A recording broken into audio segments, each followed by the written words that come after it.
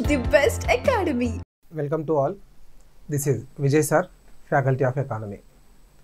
APPSC Group 2 mains కు సంబంధించి economy పరంగా ఏపీ అభ్యర్థులకు ఎలాంటి ఇబ్బందులు లేకుండా ఒక 37 రోజుల ఇంటెన్సివ్ ప్రోగ్రామ్ని మనం స్టార్ట్ చేస్తున్నాం అని మనం మాట్లాడుకోవడం జరిగింది. అది కూడా జనవరి 17th నుంచి రెగ్యులర్గా మీకు ఈ కోర్సు అందుబాటులోకి వస్తుంది ఆఫ్టర్ సంక్రాంతి తర్వాత. అయితే చాలామంది మిత్రులకు ఈ కోర్సు ఎలా ఉంటుంది, దీనిని అభ్యర్థులు ఎలా రిసీవ్ చేసుకోవాల్సి ఉంటుంది అనే అంశంపైన ఒక క్లారిటీ ఇవ్వడం కోసం మనం ఈ వీడియోని రికార్డ్ చేసుకుంటూనే ఒక టాపిక్ని కూడా ఎగ్జాంపుల్గా తీసుకొని ఆ టాపిక్ని మనం మాట్లాడుకోబోతున్నాం. మరి వాస్తవానికి ఏపీఎస్సి గ్రూప్ 2 మెయిన్స్లో ఎకానమీకి సంబంధించి 75 మార్కులకు గాను ఒక 5 యూనిట్లను 5 చాప్టర్లను పరిచయం చేశారు. ఆ 5 చాప్టర్లు ఏంటో మనం ముందుగా చూద్దాం. సో ఇండియన్ ఎకానమీకి సంబంధించి ఒక 3 చాప్టర్లు ఉన్నాయి, అలాగనే ఏపీ ఎకానమీకి సంబంధించి ఒక 2 చాప్టర్లు ఉన్నాయి. మనం ఈ 37 డేస్లో ఏం చేస్తామంటే ఇవ్వబడినటువంటి మొత్తం 5 చాప్టర్లని 10 భాగాలుగా విభజించుకుంటాం. ముందుగా ఈ 10 భాగాలుగా విభజించుకొని ఒక్కొక్క చాప్టర్కి దాని యొక్క వెయిటేజ్ని బట్టి మనం ర్యాపిడ్ రివిజన్ క్లాసెస్ చేసుకుంటాం.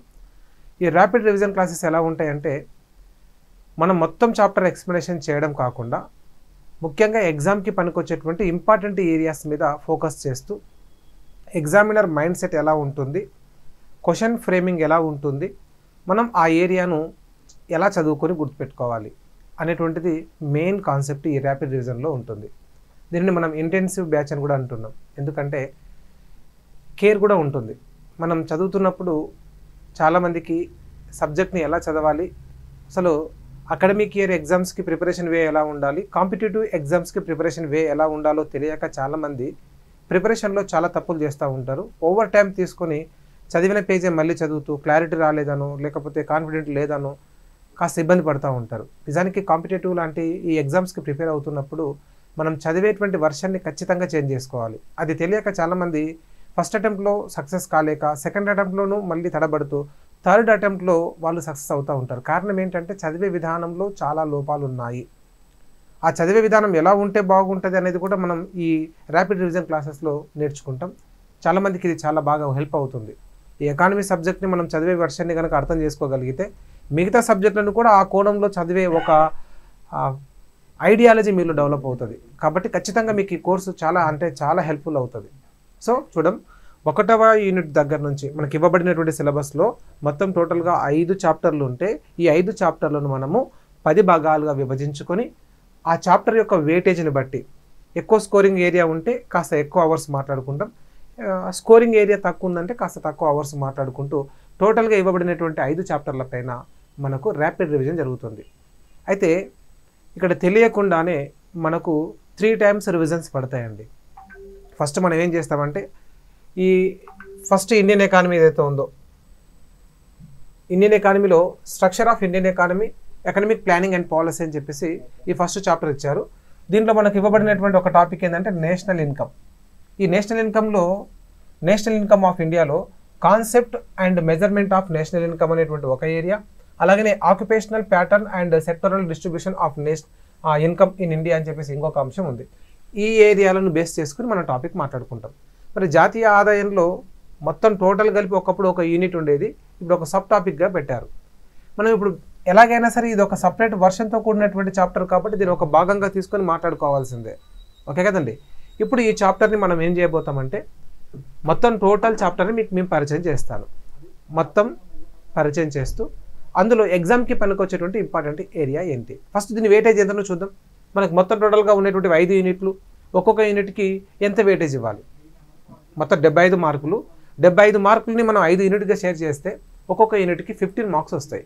ఈ 15 మార్క్స్ అంటే ఈ ఒక్క చాప్టర్కి 15 మార్క్స్ ఇస్తుంటే ఇందులో నేషనల్ ఇన్కమ్ ఉంది, economic growth and economic development అనే టాపిక్ మరొకటి ఉంది, అలాగే strategy of planning in India అని మరొక చాప్టర్ ఉంది, అలాగే మరొకటి న్యూ ఎకనమిక్ రిఫార్మ్స్ అని ఇంకొక యూనిట్ ఉంది. మొత్తం టోటల్గా చూసుకుంటే కీలకమైన 4 యూనిట్లు ఉన్నాయి ఇందులో. ఇప్పుడు 4 ఈ యూనిట్లకి 15 మార్కులు డివైడ్ చేయాలి. మనం కరెక్ట్గా డివైడ్ చేస్తే అక్యురసీగా ఒక్కొక్క చాప్టర్ నుంచి కనీసం 3 నుంచి 4 మార్కులే పడతాయి. అలాంటప్పుడు నేషనల్ ఇన్కమ్ మీద ఎన్ని మార్కులు వస్తాయి? 3 లేదా 4 మార్కులే వస్తాయి, అంతే కదండి. మరి ఇప్పుడు నేషనల్ ఇన్కమ్ మీద మనం ఎంత టైం స్పెండ్ చేయాలి? అంతే టైం స్పెండ్ చేస్తూ ఆ 3 నుంచి 4 మార్కులు రాబట్టుకోవాలంటే నేషనల్ ఇన్కమ్ మీద మనకి ఎంత అవగాహన ఉండాలి? 3-4 మార్కులే కదా అని కేవలం నెగ్లెక్ట్ చేస్తూ ఓకేనండి ముందుకు వెళ్ళకూడదు. ఆ వచ్చే ఇప్పుడు దాంతోపాటు మిగతా టాపిక్స్ కూడా చిన్నవే కదా. గ్రోత్ అండ్ డెవలప్మెంట్ కూడా మళ్ళీ ఒక 3-4 మార్కుల వెయిటేజ్ ఉన్నటువంటి చాప్టరే. ప్లానింగ్ ఇన్ ఇండియా అండ్ నీతి ఆయోగ్ కూడా 3-4 మార్కుల వెయిటేజ్ ఉన్నటువంటి టాపికే. అలాగనే ఎకనామిక్ రిఫార్మ్స్ ఇన్ ఇండియా ఇది కూడా 3-4 మార్కుల వెయిటేజ్ ఉన్నటువంటి యూనిటే. మొత్తం కలిపితే 15 మార్కులు అవుతున్నాయి. మరి ప్రతిదీ నెగ్లెక్ట్ చేసుకుంటూ పోలేం కాబట్టి ఇచ్చినటువంటి ప్రతి టాపిక్ మీద కూడా మనకు ఎగ్జామ్ పాయింట్ ఆఫ్ వ్యూలో గ్రిప్ సాధించాలి. మరి మొత్తంగా అదే పనిగా చదువుకుంటూ కూర్చుంటే కూడా టైం సరిపోదు. కాబట్టి ఇచ్చినటువంటి వెయిటేజ్ని బట్టి దానికి అంత టైం పెట్టి మన ప్రిపరేషన్ ఉండాలి. సో ఇప్పుడు ఈ ర్యాపిడ్ రివిజన్ క్లాసెస్లో మనం ఏం చేస్తాం సార్ అంటే ఫస్ట్ ఒక పీడిఎఫ్ని మీకు అప్లోడ్ చేస్తాం. నేషనల్ ఇన్కమ్ టాపిక్ మీద ఫుల్లీ అప్డేటెడ్ పీడిఎఫ్ని మీకు ముందుగా యాప్లో అందుబాటులో ఉంచుతాం. క్లాస్ స్టార్ట్ చేసే కన్నా ముందు రోజు మీకు ఖచ్చితంగా యాప్లో పీడిఎఫ్ ఉంటుంది. ఆ పీడిఎఫ్ని మీరు చదువుకోవచ్చు. క్లాస్ పర్చేజ్ చేసిన వాళ్ళకి ఆ పీడిఎఫ్ మీకు అందుబాటులో ఉంటుంది కాబట్టి మీరు చదువుకోవచ్చు. మరి నెక్స్ట్ డే మనం ఏం చేస్తాం సార్ అంటే మొత్తం నేషనల్ ఇన్కమ్ మీద ఎక్స్ప్లెనేషన్ తీసుకుంటాం. ఈ 4 మార్కులు మనం ఖచ్చితంగా పొందాలి అంటే నేషనల్ ఇన్కమ్లో ఇంపార్టెన్స్తో కూడినటువంటి ఏరియాస్ ఏవేవి ఉన్నాయి అవన్నీ మనకు వచ్చా లేదా, వాళ్ళు రాకపోతే ఎలా గుర్తుపెట్టుకోవాలి, ఎగ్జామినర్ మైండ్ సెట్ ఎలా ఉంటుంది, క్వశ్చనింగ్ వే ఎలా ఉంటుంది, ఆ క్వశ్చనింగ్ వే తగ్గట్టుగా మనం రెడీగా ఉన్నామా లేదా అనేది చెక్ చేసుకొని ఆ నెక్స్ట్ డే ఎగ్జామ్ పెట్టుకుంటాం. నేషనల్ ఇన్కమ్ మీద మీరు 100 మార్కుల క్వశ్చన్ పేపర్ని డీల్ చేస్తారు. ఆ 100 మార్కుల క్వశ్చన్ పేపర్కి మీరు ఖచ్చితంగా కీ వినాలి. ఎగ్జామ్ అయిపోయిన వెంటనే మీకు సబ్జెక్ట్ నాలెడ్జ్ ఎంత ఉందో ఆ క్వశ్చన్ పేపర్లో మీరు ఆన్సర్ చేస్తున్నప్పుడు అర్థమైపోతుంది. ఒకవేళ మీరు ఎక్కడన్నా వెనకబడుతున్నా, మీలో నేషనల్ ఇన్కమ్ టాపిక్లో ఎక్కడైనా డ్రాబ్యాక్ ఉంటున్నా కూడా పేపర్ ఎక్స్ప్లెనేషన్ పార్ట్లో అది మీరు ఫుల్ఫిల్ చేసుకోవడానికి అవకాశం ఉంటుంది. సో ఇది మనం తీసుకోబడే ప్రోగ్రామ్. ఫస్ట్ మనకు పీడిఎఫ్ అందుబాటులో ఉంటుంది. మీరు టోటల్ ఏరియాను ఒకసారి అలా పేపర్ చదివినట్టుగా చదువుకోండి. ఖచ్చితంగా నేను ప్రతి ఏరియాని బేస్ చేసుకొని మీకు ఎక్స్ప్లెనేషన్ ఇస్తాను. ముందుగా ఒక టాపిక్ని నేను ఎగ్జాంపుల్ తీసుకొని ఈ వీడియోలో ఎక్స్ప్లెయిన్ చేస్తాను. నేషనల్ ఇన్కమ్ టాపికే ఫస్ట్ టాపిక్ కాబట్టి ఇచ్చినటువంటి సిలబస్ని ఆర్డర్గా బేస్ చేసుకొని అదే ఆర్డర్లో టోటల్గా మనం ఈ 5 చాప్టర్లను పూర్తిగా రివిజన్ చేసుకుంటాం. ఆ రివిజన్లోనే మీకు ఇంపార్టెంట్ ఏరియాస్ బాగా పరిచయం అవుతాయి. ఎగ్జామినర్ మైండ్ సెట్ పరిచయం అవుతుంది. చదివే వర్షన్ కూడా అర్థమవుతుంది. ఈ కోర్సు మీకు హరీష్ అకాడమీ యాప్లో ఇవాల్టి నుంచే అవైలబుల్గా ఉంటుంది. సో మనం ఆల్రెడీ మాట్లాడుకున్నాం. 40 డేస్ ప్రోగ్రామ్ అని ఫస్ట్ ప్లాన్ చేసుకున్న, మధ్యలో ఫెస్టివల్ కాస్త డిస్టర్బెన్స్గా ఉండడం వల్ల 37 డేస్ ప్రోగ్రామ్ కింద కన్వర్ట్ చేశాం. 75 మార్కులకు 37 డేస్ కరెక్ట్గా సరిపోతాయి. మీరు ఏమి వరి కావాల్సిన అవసరం లేదు. మీరు ఫుల్ నిశ్చింతగా ఉండండి, భరోసాతో ఉండండి, కాన్ఫిడెంట్తో కూడా ఉండండి. సో ఈ 75 మార్కులకు ఈ 37 డేస్లో ఒక పర్ఫెక్ట్ ప్లాన్తో భాగంగా నేను మీకు ఒక మంచి సబ్జెక్ట్ని అందిస్తాను. మీరేం చేయాలి, కరెక్ట్గా ఫాలో అవ్వండి. ఏదైనా సరే అలా ఆషామాషగా వింటే మాత్రం సబ్జెక్ట్ రాదు. ఒక కమిట్మెంట్తో సబ్జెక్ట్ వింటేనే ఎవరికైనా సబ్జెక్ట్ మీద ఒక కమాండింగ్ పెరుగుతుంది. ఆ కమిట్మెంట్ ఫస్ట్ మీలో ఉండాలి. సో అలాగని చెప్పేసి ఫుల్ డే ఎకానమీకి కేటాయించకండి. మనం 17th మార్నింగ్ 10 o'clock మనం కలుస్తాం. ఎవ్రీ డే 17th నుంచి జనవరి 17th నుంచి ప్రతిరోజు ఉదయం 10 గంటల నుంచి మధ్యాహ్నం 1 గంటల వరకు ఒక 3 hours సెషన్. ఆ టాపిక్ డెప్త్ని బట్టి ఓకేనండి, ఆ ఇంపార్టెన్స్ని బట్టి అది 2 hours 3 hours మీకు నేను లైవ్ క్లాస్ తీసుకుంటాను ఎవ్రీడే. 17th నుంచి జనవరి 17th నుంచి ఫిబ్రవరి 22nd వరకు ప్రతిరోజు నేను మీకు అందుబాటులో ఉంటాను. అది ఉదయం 10 గంటల నుంచి మధ్యాహ్నం 1 గంటల మధ్య ఈ సమయంలో మనం ఈ రివిజన్ క్లాసెస్ మాట్లాడుకుంటాం. లైవ్ క్లాస్ ఒకటేరా సార్, మరి కొంతమందికి టైంకి అక్కడ అటెండ్ కాలేని వాళ్ళ పరిస్థితి ఏంటి సార్ అంటే వాళ్ళు తర్వాత రికార్డు క్లాస్ వినొచ్చు. ఆ ర్యాపిడ్ రివిజన్ క్లాసెస్ ఏవైతే ఉంటాయో ఆ ర్యాపిడ్ రివిజన్ క్లాసెస్కి సంబంధించినటువంటి వీడియోస్ మీకు మొత్తం కూడా అందుబాటులో ఉంటాయి. మీరు లైవ్లో అటెండ్ కావడానికి కాస్త ఇబ్బంది పడుతున్న వాళ్ళు కూడా వారి యొక్క విల్లింగ్ టైంని బట్టి తర్వాత వినొచ్చు. ఎవరైతే సరే ఈ కోర్సులో జాయిన్ అయిన తర్వాత రెగ్యులర్గా మనతో పాటు మీరు ఫాలో అవుతూ ఉంటేనే మీరు వెనకబడకుండా ఉంటారు. మాతో పాటు మీరు కూడా కంటిన్యూ అవుతూ ఉంటేనే సబ్జెక్ట్ మీద కమాండింగ్ పెరుగుతుంది. సో మనం క్లాస్ చెప్తున్నప్పుడు ఇంకెవరైనా లైవ్లో మీకు ఏదైనా డౌట్లు ఉన్నా కూడా దాని మీద నేను ఎక్స్ప్లెనేషన్ తీసుకొచ్చే ప్రయత్నం చేస్తాను. ఓకేనండి, మీ సందేహాలు కూడా అక్కడే క్లియర్ అయిపోతాయి. సో నాతో పాటు మీరు ఖచ్చితంగా ఫాలో అవుతేనే ఇన్ టైంలో మీకు అది క్లియర్ అవుతుంది. ఫస్ట్ మనం ఏం చేస్తామంటే 17th రోజు నేషనల్ ఇన్కమ్ టాపిక్ని మీద నేను డిస్కషన్ చేస్తాను. అంతకన్నా ముందే 16th రోజు మీకు ఈ టాపిక్ మీద ఒక PDF మీకు యాప్లో అందుబాటులో ఉంటుంది. 16వ తేదీ నాడు ఆ PDF చదువుకోండి. నేను కావాలంటే ఇప్పుడే అందుబాటులో ఉంచుతాను. ఈ రోజు నుంచే ఆ నేషనల్ ఇన్కమ్కి సంబంధించినటువంటి చాప్టర్ని ఆ PDFని అందుబాటులో ఉంచుతాను, మీరు చదువుకోండి. 16వ తేదీని మొత్తం మీరు ఆ చాప్టర్ని ఒక లుక్ వేయండి. 17వ తేదీ నాడు నేను మీకు ఆ చాప్టర్ మీద ఎక్స్ప్లెనేషన్ తీసుకొస్తాను. 17వ తేదీ వీలైతే ఆ చాప్టర్ 17వ తేదీ ఎక్స్ప్లెనేషన్ పూర్తి కాకపోతే 18వ తేదీ కూడా, ఒకవేళ కొన్ని చాప్టర్లు చాలా లెంతీగా ఉంటాయి కాబట్టి ఆ లెంతీగా ఉండేటువంటి చాప్టర్లు నేను 18వ తేదీ కూడా ఎక్స్ప్లెయిన్ చేస్తాను. మొత్తం టోటల్గా ఎగ్జామ్కి పనికి వచ్చేటువంటి ఇన్ఫర్మేషన్ మీ దగ్గర అందుబాటులో ఉంచేటువంటి బాధ్యత నాది. ఓకేనండి. సో 17, 18 2 రోజులు 10-1 చొప్పున మనం ఆ చాప్టర్ని ఎక్స్ప్లెయిన్ చేసుకుంటాం చాలా డీటెయిల్డ్గా. ఇచ్చింది 4 మార్కులే కదా, నెగ్లెక్ట్ చేయకుండా అదే మనం అలా ఓవర్లుక్లో వెళ్ళిపోకుండా ప్రతి ఇంపార్టెంట్ ఏరియాస్ని స్ట్రెచ్ చేసుకుంటూ ఒక 2 days దాని గురించి మాట్లాడుకుంటాం. సో 17, 18 ఈ 2 రోజుల్లో మీకు నేషనల్ ఇన్కమ్ టాపిక్ మీద 4 మార్కులు అడిగితే 4 మార్కులకు 4 మీరు ఆన్సర్ చేసేటువంటి విధంగా మిమ్మల్ని నేను ట్రైన్ చేసే బాధ్యత నాది. ఓకే కదండి. సో మ్యాక్సిమం మీరు కవర్ చేసుకోగలగాలి, ఎక్కువ మార్కులు మనం రాబట్టగలగాలి. నేషనల్ ఇన్కమ్ మీద బిట్ పోకూడదు. అలా పోగొట్టుకోకుండా మనం ఏం చేయాలా, జాగ్రత్త పడాలి. ఇంపార్టెంట్ ఏరియా మీద మనం ఖచ్చితంగా కమాండింగ్ సాధించాలి. ఆ 2 days పాటు మీరు క్లాస్ విన్న తర్వాత 17, 18, 19వ తేదీ నాడు మీకు నేషనల్ ఇన్కమ్ టాపిక్ మీద ఉదయం పొద్దున్నే 8 గంటలకు క్వశ్చన్ పేపర్ అందుబాటులోకి వస్తుంది. 8 నుంచి 10 గంటల మధ్యలో మీరు 8 నుంచి 9:30 మధ్య ఎగ్జామ్ రాయాలి. ఒకవేళ ఆ టైంకి రాయలేని వారు కూడా తర్వాత విల్లింగ్ టైం బట్టి రాసుకోవచ్చు. 8 to 9:30 మధ్య మీరు క్వశ్చన్ పేపర్ డీల్ చేసిన తర్వాత అదే రోజు 10 గంటల నుంచి నేను క్వశ్చన్ పేపర్ ఎక్స్ప్లెయిన్ చేస్తాను. మొత్తం టోటల్గా ఇచ్చినటువంటి 100 మార్క్ క్వశ్చన్ పేపర్ ఉంటుంది. ఓకేనండి. సో ఒక యూనిట్ని బేస్ చేసుకొని కాకుండా మొత్తం 10 భాగాలుగా విభజించినటువంటి చాప్టర్ పైన ఒక్కొక్క భాగం మీద 100 క్వశ్చన్స్, సుమారుగా 1000 క్వశ్చన్స్ మీరు డీల్ చేస్తారు. ఆ క్వశ్చన్ పేపర్ ఎక్స్ప్లెనేషన్ పార్ట్లోనే కూడా మీకున్నటువంటి ప్రాబ్లమ్స్ అన్నీ క్లియర్ అయిపోతాయి. ఎకానమీలో మంచి స్కోర్ వస్తేనే మనం జాబ్లలో ఉంటాం, ఫస్ట్ అది గుర్తుపెట్టుకోండి. మిగతా సబ్జెక్టులో మంచి మార్కులు వచ్చినా ఎకానమీలో మార్కులు లేక ఇబ్బందులు పడుతున్నటువంటి వాళ్ళు, జాబ్కు దూరం అవుతున్న వాళ్ళు, కోకొలలు. సో ఆ ప్రాబ్లం నుంచి మిమ్మల్ని మీరు గెటాన్ చేసుకోవడం కోసం ఆ 2 days 17th, 18th 2 days national income topic మీద క్లాసెస్ వినండి. 19th రోజు మార్నింగ్ 8 o'clock ఖచ్చితంగా ఎగ్జామ్ ఉంటుంది. గంటన్నర ఎగ్జామ్ రాసి ఒక హాఫ్ అన్ అవర్ బ్రేక్ తీసుకొని 10 o'clock నుంచి 1 o'clock మధ్య ఆ క్వశ్చన్ పేపర్ ఎక్స్ప్లెనేషన్, అది 2 గంటలు పడుతుందా, 1 గంట పడుతుందా, 100 క్వశ్చన్స్ ఎక్స్ప్లెయిన్ చేస్తున్నాం.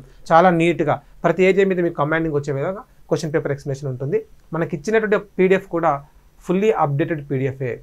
మనం పూర్తిగా సబ్జెక్ట్ని డెవలప్ చేసినాం. ఎప్పుడు 2024 నవంబర్లో ఆ పుస్తకం అందుబాటులోకి వచ్చింది. సో 2024 నవంబర్లో వచ్చినటువంటి పుస్తకంలో అన్ని అప్డేట్సే ఉన్నాయి. ఎక్కడ కూడా మీకు ఓల్డ్ డేటా ఉండదు. సో మీకు రాబోయేటువంటి గ్రూప్ 2 ఎగ్జామ్కి ఆ PDF అద్భుతంగా ఉపయోగపడుతుంది. సో ఇట్లా జాతీయ ఆదాయం టాపిక్ 19వ తేదీ నాడు క్లోజ్ అవుతుంది. చూడండి, ఒక్క జాతీయ ఆదాయం టాపిక్ మీద 3 రివిజన్లు పడ్డాయి. 16వ తేదీ నాడు నేను మీకు PDF అప్లోడ్ చేశాను కాబట్టి 16వ తేదీ నాడు మీరు ఒకసారి చదువుకుంటారు. అది కూడా అలా పైన చదువుకుంటూ పోతారు. 17, 18 2 రోజుల పాటు ఆ టాపిక్ మీద నేను ఎక్స్ప్లెనేషన్ తీసుకొస్తాను. ఇంపార్టెంట్ ఏరియాస్తో కూడినటువంటి ఎక్స్ప్లెనేషన్ ఉంటుంది. ఎగ్జామినర్ మైండ్ సెట్ ఎలా ఉంటుందో దాన్ని గుర్తు చేస్తూ నేను ఎక్స్ప్లెయిన్ చేస్తాను. సో ఇప్పుడు మీకు ఇది 2వసారి రివిజన్ అవుతుంది. ఇక 19వ తేదీ నాడు మీరు ఎగ్జామ్ రాస్తారు. ఎగ్జామ్ రాసిన తర్వాత క్వశ్చన్ పేపర్ ఎక్స్ప్లెయిన్ చేస్తున్నప్పుడు అది 3వసారి రివిజన్ అవుతుంది. ఇలా ప్రతి చాప్టర్ పైన మీకు 3 సార్లు రివిజన్స్ పడతాయి. మరి ఒక్కసారి మీరు మర్చిపోయినా రెండవసారి మర్చిపోయినా 3వసారి అయినా ఖచ్చితంగా మీరు గుర్తుపెట్టుకోవడానికి అవకాశం ఉంటుంది. ఎవరికి కూడా సబ్జెక్ట్ అంత ఈజీగా రాదు. ఒకసారి చదివితే ఎవరికి గుర్తుండదు. నేను ముందే చెప్పిన, ఐన్స్టీన్ తీసుకొచ్చి గ్రూప్ 2 ప్రిపరేషన్లో కూర్చోబెట్టినా కూడా ఆయన కూడా గ్రూప్ 2 జాబ్ సాధించాలంటే సబ్జెక్ట్ని 3 సార్లు చదవాల్సిందే. మినిమం 3 సార్లు అండి, 2 లేదా 3 సార్లు. ఇల్లే కొంతమంది 4-5 సార్లు చదివారు అనుకోండి, ఇంకా బాగా ఎఫెక్టివ్గా సబ్జెక్ట్ గుర్తుంటుంది. ఎక్కువ సార్లు రివిజన్స్ ఇవ్వడమే ఇందులో సక్సెస్ ఫార్ములా ఈ కాంపిటేటివ్ ఎగ్జామ్స్కి. ఓకే కదండి. బట్టి పట్టడం అనేది ఇక్కడ పనికిరాదు. ఎగ్జామినర్ మైండ్ సెట్ని దృష్టిలో పెట్టుకుని ప్రిపరేషన్ వే అనేటువంటిదే ఈ కాంపిటేటివ్ ఎగ్జామ్లో సక్సెస్ ఫార్ములా కింద మనం తీసుకోవాలి. ఓకే కదండి. ఇలా 19th ఎగ్జామ్ అయిపోయిన వెంటనే అదే రోజు మీకు ఇంకొక చాప్టర్ PDF అందుబాటులోకి వస్తుంది. మధ్యాహ్నం 1 గంటలకల్లా మీకు క్వశ్చన్ పేపర్ ఎక్స్ప్లెనేషన్ అయిపోతుంది. అదే రోజు నెక్స్ట్ చాప్టర్ని మనం టార్గెట్ పెట్టుకుంటాం. Economic growth and economic development అనేటువంటి టాపిక్ని తీసుకుంటాం. దీనికి నేను 2 రోజులు తీసుకొని ఒకే రోజు తీసుకుంటాను. ఎందుకంటే చిన్న చాప్టర్ ఒక రోజుతో ఎక్స్ప్లెనేషన్ అయిపోతుంది. సో 19th రోజు మీరు ఈ చాప్టర్ చదువుకొని ఉంటారు. 19th మార్నింగ్ 8 o'clock నుంచి ఆఫ్టర్నూన్ 1 PM వరకు, ఓకేనండి, ఆఫ్టర్నూన్ 1 వరకు మీరు జాతీయ ఆదాయం టాపిక్ మీద క్వశ్చన్ ఆన్సర్స్ చేస్తారు, అలాగే క్వశ్చన్ పేపర్ పైన ఎక్స్ప్లెనేషన్ విన్నారు. ఇక నెక్స్ట్ మీరు ఏం చేస్తారు, అదే 19th రోజు మీకు గ్రోత్ అండ్ డెవలప్మెంట్ టాపిక్ మీద ఒక పీడిఎఫ్ హరీష్ అకాడమీ యాప్లో అందుబాటులోకి వస్తుంది. ఆ రోజు అంతా చదవండి. మీరు 1 గంటలో చదువుతారు, 2 గంటలు చదువుతారు, కానీ ఖచ్చితంగా ప్రతి ఏరియాని పేపర్ చదివినట్టుగా చదవండి. అర్థమవుతుందా కాదా అని తర్వాత విషయం, అది ఏం జరుగుతుంది అక్కడ అనేది కనీసం అర్థం చేసుకునే ప్రయత్నం చేయండి. 19th రోజు మీరు చదివి ఉంటారు కాబట్టి 20 రోజు నేను ఎక్స్ప్లెయిన్ చేస్తాను. అదే చాప్టర్ పైన ఎగ్జామ్కి పనికొచ్చినటువంటి బిట్లు ఎలా ఉంటాయి, దాంట్లో ఎగ్జామినర్ మైండ్ సెట్ ఎలా ఉంటుందో నేను 28th రోజు ఖచ్చితంగా ఎక్స్ప్లెయిన్ చేస్తాను. ఇక 21వ రోజు అదే చాప్టర్ పైన 100 మార్కుల క్వశ్చన్ పేపర్ మీకు అందుబాటులోకి వస్తుంది. 21 రోజు మార్నింగ్ 8 నుంచి మళ్ళీ 8 గంటలకి ఎగ్జామ్ ఉంటుంది. ప్రతి ఎగ్జామ్ కూడా మార్నింగ్ 8 o'clockకి స్టార్ట్ అవుతుంది, 9:30కి క్లోజ్ అవుతుంది. 9:30కి క్లోజ్ అయిన తర్వాత నేను 10 o'clock నుంచి ఆ చాప్టర్ పైన మళ్ళీ క్వశ్చన్ పేపర్ ఎక్స్ప్లెనేషన్ తీసుకొస్తాం. మళ్ళీ అక్కడ కూడా మీకు 3 రివిజన్లు పడినట్టే. గ్రోత్ అండ్ డెవలప్మెంట్ చాప్టర్ చిన్న చాప్టర్ కాబట్టి దాని మీద ఎక్స్ప్లెనేషన్ పార్ట్ కేవలం 1 రోజులో కంప్లీట్ చేయవచ్చు, చిన్న చాప్టర్ కాబట్టి. సో మీరు ఆల్రెడీ ఒకసారి 19th రోజే జాతీయ ఆదాయం ఎగ్జామ్ రాసి క్వశ్చన్ పేపర్ ఎక్స్ప్లెనేషన్ విన్న తర్వాతనే మీరు ఆ చాప్టర్ చదివి ఉంటారు కాబట్టి మీరు చదివినప్పుడు ఒకసారి రివిజన్, నేను ఎక్స్ప్లెయిన్ చేసినప్పుడు రెండోసారి రివిజన్, క్వశ్చన్ పేపర్ని మళ్ళీ ఎక్స్ప్లెయిన్ చేసినప్పుడు 3వసారి రివిజన్ పడతాయి. ఇలా ఒక చాప్టర్ పైన 3 రివిజన్లు పడే విధంగా మొత్తం 10 యూనిట్లను కంప్లీట్ చేసుకుంటాం. 10 యూనిట్లను కంప్లీట్ చేసుకున్న తర్వాత నెక్స్ట్ ఏం చేస్తాం, ఇప్పుడు సబ్ టాపిక్స్ కాకుండా ఇవ్వబడినటువంటి చాప్టర్లను మెయిన్గా హెడ్డింగ్ తీసుకుంటాం. అంటే ఫస్ట్ ఒక యూనిట్ని హెడ్డింగ్ తీసుకొని దాంట్లో ఎన్ని చాప్టర్లు ఉన్నాయి, 4 చాప్టర్లు ఉన్నాయి, 4 యూనిట్స్ ఉన్నాయి. ఇందులో national income, growth and development, plannings and economic reforms ఉన్నాయి. నీతి ఆయోగ్ అనేది సపరేట్ యూనిట్ ఏం కాదు, అది ప్లానింగ్స్కి అది సప్లిమెంట్ హెడ్డింగ్ కింద తీసుకోవచ్చు. మొత్తం 4 యూనిట్లు ఉన్నాయి, ఒక చాప్టర్ అయింది. 4 యూనిట్లు ఒక చాప్టర్ అయింది. ఇప్పుడు ఏం చేస్తామంటే ఈ 4 యూనిట్లు అంటే ఈ ఒక్క చాప్టర్కి ఇప్పుడు మళ్ళీ 100 మార్కుల క్వశ్చన్ పేపర్ తయారు చేస్తాం. అలా మీరు ఇవ్వబడిన 5 చాప్టర్లను 10 భాగాలుగా విభజించుకొని ఒక్కొక్క భాగానికి 100 మార్క్స్ క్వశ్చన్ పేపర్ డీల్ చేసిన తర్వాత మొత్తం కంప్లీట్ అయిపోయిన తర్వాత ఈసారి ఏం చేస్తాం, ఇప్పుడు ఒక్కొక్క చాప్టర్కి 100 మార్క్స్ క్వశ్చన్ పేపర్ తయారవుతాయి. అంటే ఈ అన్ని యూనిట్లు కలిపి 100 మార్క్స్ అవుతాయి. దీని మీద నెక్స్ట్ డే ఎగ్జామ్ రాస్తారు. ఓకేనండి. రాసిన తర్వాత మళ్ళీ క్వశ్చన్ పేపర్ ఎక్స్ప్లెనేషన్ ఉంటుంది. ఇందులో మీకు ఏమైనా అప్డేట్స్ ఉంటే అప్డేట్స్ ప్రొవైడ్ చేస్తాను ఈ క్వశ్చన్ పేపర్లోనే. మళ్ళీ ఇంకా క్లాస్ రూపంలో మళ్ళీ సపరేట్గా అప్డేట్స్ ఇవ్వకుండా అందులోనే క్వశ్చన్ పేపర్లోనే అప్డేట్స్ క్వశ్చన్స్ ఇస్తూనే మీకు ఎక్స్ప్లెయిన్ చేస్తాం. మళ్ళీ అలా 5 డేస్లో ఈ 5 చాప్టర్స్ పైన మీకు రివిజన్ కంప్లీట్ అయిపోతుంది, ఎగ్జామ్స్ కూడా కంప్లీట్ అయిపోతాయి. ఆ తర్వాత గ్రాండ్ టెస్ట్, వీలైతే 2 లేదా 3 గ్రాండ్ టెస్టులు రాస్తాం ఓవరాల్ సిలబస్ మీద, AP economy and Indian economy. So AP economy కూడా సేమ్ అంతే. ఏపీ ఎకానమీ కూడా ఇక్కడ 4వ యూనిట్ 5వ యూనిట్ ఉంది కదా, ఈ 2 యూనిట్లు కూడా ఇదొక్కటి ఒక యూనిట్గా తీసుకుంటాం. Agriculture, allied sectors, industrial and service సెక్టర్లు మాత్రం విడగొడతాం. అగ్రికల్చర్ అనేది ఒక సపరేట్ యూనిట్గా తీసుకుంటాం, ఇండస్ట్రీ అండ్ సర్వీస్ సెక్టర్ని ఇంకొక చాప్టర్గా తీసుకొని ఇక్కడ 100 మార్క్స్, ఇక్కడ 100 మార్క్స్, ఇక్కడ 100 మార్క్స్ అలా విభజించుకొని 5 యూనిట్లను, అదే మనం 5 చాప్టర్లను 10 భాగాలుగా విభజించుకున్నప్పుడు ఇవి 3 చాప్టర్ల కింద 3 యూనిట్లుగా మారిపోతాయి, 3 భాగాలుగా మారిపోతాయి. ఈ 2 చాప్టర్లు 3 భాగాలుగా మారిపోయి క్వశ్చన్ పేపర్లో 300 మార్కులు మీకు పరిచయం అవుతాయి. ఓకే కదండి. సో ఇలా జనవరి 17వ తేదీ నుంచి ఎవరికైనా సరే ఎకానమీ ప్రిపరేషన్లో కాన్ఫిడెంట్ పోయినా కూడా, ఆ కాన్ఫిడెంట్ రాకపోయినా మీరు ఏమీ భయపడాల్సిన అవసరం లేదు, ధైర్యంగా ఉండండి. ఇవ్వబడినటువంటి క్వశ్చన్ పేపర్లో లాస్ట్కి ఎగ్జామ్ రాసిన తర్వాత మిగతా వాళ్ళతో కంపేర్ చేసుకుంటే మీరు అందరికన్నా ఎక్కువ స్కోర్ చేసే విధంగా ఈ కోర్స్ మీకు అద్భుతంగా పనికొస్తుంది. మంచి కాన్ఫిడెంట్తో ఉండండి. అసలు ప్రిపరేషన్ స్టార్ట్ చేయకుండా ఇబ్బంది పడే వాళ్ళకు కూడా ఇది మంచి మెడిసిన్లా పనిచేస్తుంది. మీకు రీజనబుల్ స్కోర్ వచ్చే విధంగా ఈ కోర్సు మీకు ఖచ్చితంగా హెల్ప్ అవుతుంది. ఓకే కదండి. ఇప్పటి వరకు మనం టేకప్ చేసినటువంటి ఏ ఎగ్జామ్లో కూడా వెనక్కి తగ్గిందే లేదు. మనం గత ఎగ్జామ్లో కూడా తీసుకోండి, ఎస్ఐ కానిస్టేబుల్ దగ్గర నుంచి మొదలు పెట్టుకుంటే గ్రూప్ 1 ప్రిలిమ్స్ స్థాయి వరకు ఎక్కడ కూడా మనం చెప్పినటువంటి ఏరియాని దాటి క్వశ్చన్ అయితే పోలేదు. ఎందుకంటే మనం అన్ని ఏరియాలను కవర్ చేస్తూ ఉన్నాం. ఒకవేళ మనం కవర్ చేసినప్పటికీ క్వశ్చన్ ఇంకా దాటిపోయిందంటే ఇంకా మీరే కాదు ఇంకెవరూ ఆన్సర్ చేయలేరు. అర్థమవుతుందండి. మనం అంత ఇన్ఫర్మేషన్ మన పుస్తకంలో ఉంచాము, స్టూడెంట్ కూడా అంత నాలెడ్జ్ని షేర్ చేస్తూ ఉన్నాం. సో మరి మీరు యూటిలైజ్ చేసుకోవాలంటే మీరు కమిట్మెంట్తో కరెక్ట్గా ఫాలో అవుతూ ఉండడమే మీరు చేయాల్సినటువంటి పని. ఈ 37 రోజుల పాటు ఎకానమీలో మీరు డ్రాబ్యాక్ ఎక్కడైతే ఉందో అదంతా ఫుల్ఫిల్ చేసుకోవడానికి సిద్ధంగా ఉండండి. జనవరి 17th నుంచి రెగ్యులర్గా నేను మీకు అందుబాటులో ఉంటాను. ఉదయం 10 గంటలకు ప్రతిరోజు ఫిబ్రవరి 22వ తేదీ వరకు, జనవరి 17 నుంచి ఫిబ్రవరి 22వ తేదీ వరకు రెగ్యులర్గా ఉదయం 10 గంటల నుంచి మధ్యాహ్నం వరకు నేను మీకు అందుబాటులో ఉంటూ రెగ్యులర్గా మిమ్మల్ని గైడ్ చేస్తూ ఎకానమీ పరంగా మీకు ఎక్కడ ఇబ్బందులు లేకుండా హ్యాపీగా ఎగ్జామ్లో ఒక కాన్ఫిడెంట్తో మీరు ఎగ్జామ్ హాల్లో కూర్చోవడానికి కావాల్సినటువంటి పూర్తి సపోర్ట్ ఇక్కడ అందుతూ ఉంటుంది. మరి మ్యాక్సిమం ఎకానమీలో ఉన్నటువంటి సిలబస్ మొత్తం పరిచయం చేస్తాను నీకు. నా పుస్తకంలో సుమారుగా 640 పేజీలు సంథింగ్ ఉన్నాయి. దానిలో ఒక్క పాపులేషన్ టాపిక్ పక్కకు పెట్టేస్తే ఇంచుమించు 600 పేజీల దాకా ఉన్నది. ఈ 600 పేజీల్లో ప్రతి పేజీ మీకు పరిచయం అవుతుంది, ప్రతి లైన్ మీకు పరిచయం అవుతుంది. కాకపోతే అది ఇంపార్టెంటా కాదా అనేది మనం ఈ క్లాస్లోనే మాట్లాడుకుంటాం. ప్రతి పేజీ ప్రతి లైన్ మీకు పరిచయం అవుతుంది. అంటే ఈ 37 రోజుల్లో మన పుస్తకంలో ఇండియన్ ఎకానమీలో ఉన్నటువంటి 600 పేజీలు, ఏపీ ఎకానమీకి సుమారుగా ఎంత లేదన్నా కనీసం 150 పేజీల దాకా వస్తుంది. 2 చాప్టర్లు కలిపి ఒక్కొక్క చాప్టర్ 60-50 పేజీలు తీసుకున్నా కూడా ఒక 120-150 పేజీలు ఇంపార్టెంట్స్తో ఉన్నటువంటి అన్ని పేజీలు మీకు పరిచయం చేస్తూ నేను ఎక్స్ప్లెయిన్ చేస్తాను. ఎక్కడ కూడా మీకు ఎక్కడ స్కిప్ చేసేదే ఉండదు. కాకపోతే ఎగ్జామ్కి సంబంధించినటువంటి ఇంపార్టెన్స్ని గుర్తుపట్టడం అనేది ఇక్కడ కోసమేర్పు. ఓకే కదండి, రైట్. ఇప్పుడు మీకు ఇంకేమైనా డౌట్లు ఉంటే ఇక్కడే క్లియర్ చేద్దాము. కోర్సు మాత్రం జనవరి 17 నుంచి స్టార్ట్ అవుతుంది. టైం సరిపోదు అని ఎవరు అనుకోకండి, ఖచ్చితంగా సరిపోతుంది. ఇది ర్యాపిడ్ రివిజన్ కాబట్టి ఖచ్చితంగా సరిపోతుంది. ఇప్పటికే మీరు ఎకానమీ సబ్జెక్ట్ మీద కొంత కమాండింగ్ సాధించి ఉన్నారు. ఇంకా ఏమన్నా మీకు డ్రాబ్యాక్ ఉన్నా కూడా ఈ ఇంటెన్సివ్ బ్యాచ్ లేదా ర్యాపిడ్ రివిజన్ బ్యాచ్లో అది క్లియర్ అవుతుంది. ఓకే కదా, ఇది ఫస్ట్ ఆఫ్ ఆల్గా. ప్రతిరోజు ఉదయం 10 గంటల నుంచి మధ్యాహ్నం 1 గంటల వరకు క్లాసెస్ ఉంటాయి. 2 లేదా 3 గంటలు ఖచ్చితంగా క్లాస్ ఉంటుంది. ఆ క్లాస్ ఎక్స్ప్లెనేషన్ అయిపోయిన తర్వాతనే నెక్స్ట్ డే ఎగ్జామ్ ఉంటుంది, క్వశ్చన్ పేపర్ ఎక్స్ప్లెనేషన్ కూడా ఉంటుంది. దాని తర్వాత నెక్స్ట్ టోటల్గా 5 చాప్టర్లను 10 భాగాలుగా విభజించి ఒక్కొక్క భాగం పైన 100 మార్క్స్ క్వశ్చన్స్ని మనం ఫేస్ చేస్తాము, ఎక్స్ప్లెనేషన్ కూడా తీసుకుంటాం. ఆ తర్వాత మళ్ళీ ఒక్కొక్క యూనిట్ని మళ్ళీ 100 మార్క్స్ కింద కన్వర్ట్ చేసుకుని మళ్ళీ యూనిట్ టెస్ట్లు రాస్తాము. ఆ తర్వాత 3 గ్రాండ్ టెస్ట్లు రాస్తాం. ఓకేనండి, దీంతో మన ప్రిపరేషన్ కంప్లీట్ అవుతుంది. ఒకవేళ లైవ్ క్లాసెస్కి అటెండ్ కాని వాళ్ళకి మనం ఏం చేస్తాం, రికార్డెడ్ వీడియోస్ని మన యాప్లో అందుబాటులో ఉంచుతాం. హరీష్ అకాడమీ యాప్లో మీరు కోర్స్ పర్చేజ్ చేసినటువంటి రోజు నుంచి మీకు ఈ కోర్స్ అందుబాటులో ఉంటుంది. సో ఈ కోర్సు ఇవాళ నుంచి మీకు అందుబాటులోకి వస్తుంది. మీరు ఇప్పుడు ఆ కోర్సును పర్చేజ్ చేయవచ్చు. ఇప్పుడు పర్చేజ్ చేసిన వాళ్ళకి కాస్త ఆఫర్ అమౌంట్తో ఈ కోర్సు మీకు అందుబాటులోకి ఉంటుంది. ఓకేనండి, సో తర్వాత దాని అమౌంట్ని పెంచాలని అనుకుంటాం. ఎవరైనా సరే ముందే పర్చేజ్ చేసే వాళ్ళకి కాస్త ఇవ్వాలి కదా కన్సెషన్. అందుకోసమే ముందే పర్చేజ్ చేసే వాళ్ళకి ఈ 499 రూపీస్తోనే మీకు ఈ కోర్స్ అందుబాటులోకి వస్తుంది. తర్వాత అది పెరుగుతుంది. జనవరి 17 తర్వాత ఆ కోర్సు యొక్క అమౌంట్ పెరుగుతుంది. ముందే పర్చేజ్ చేసే వాళ్ళకి 499తో ఆ కోర్స్ అందుబాటులో ఉంటుంది, మీరు జాయిన్ అవ్వచ్చు.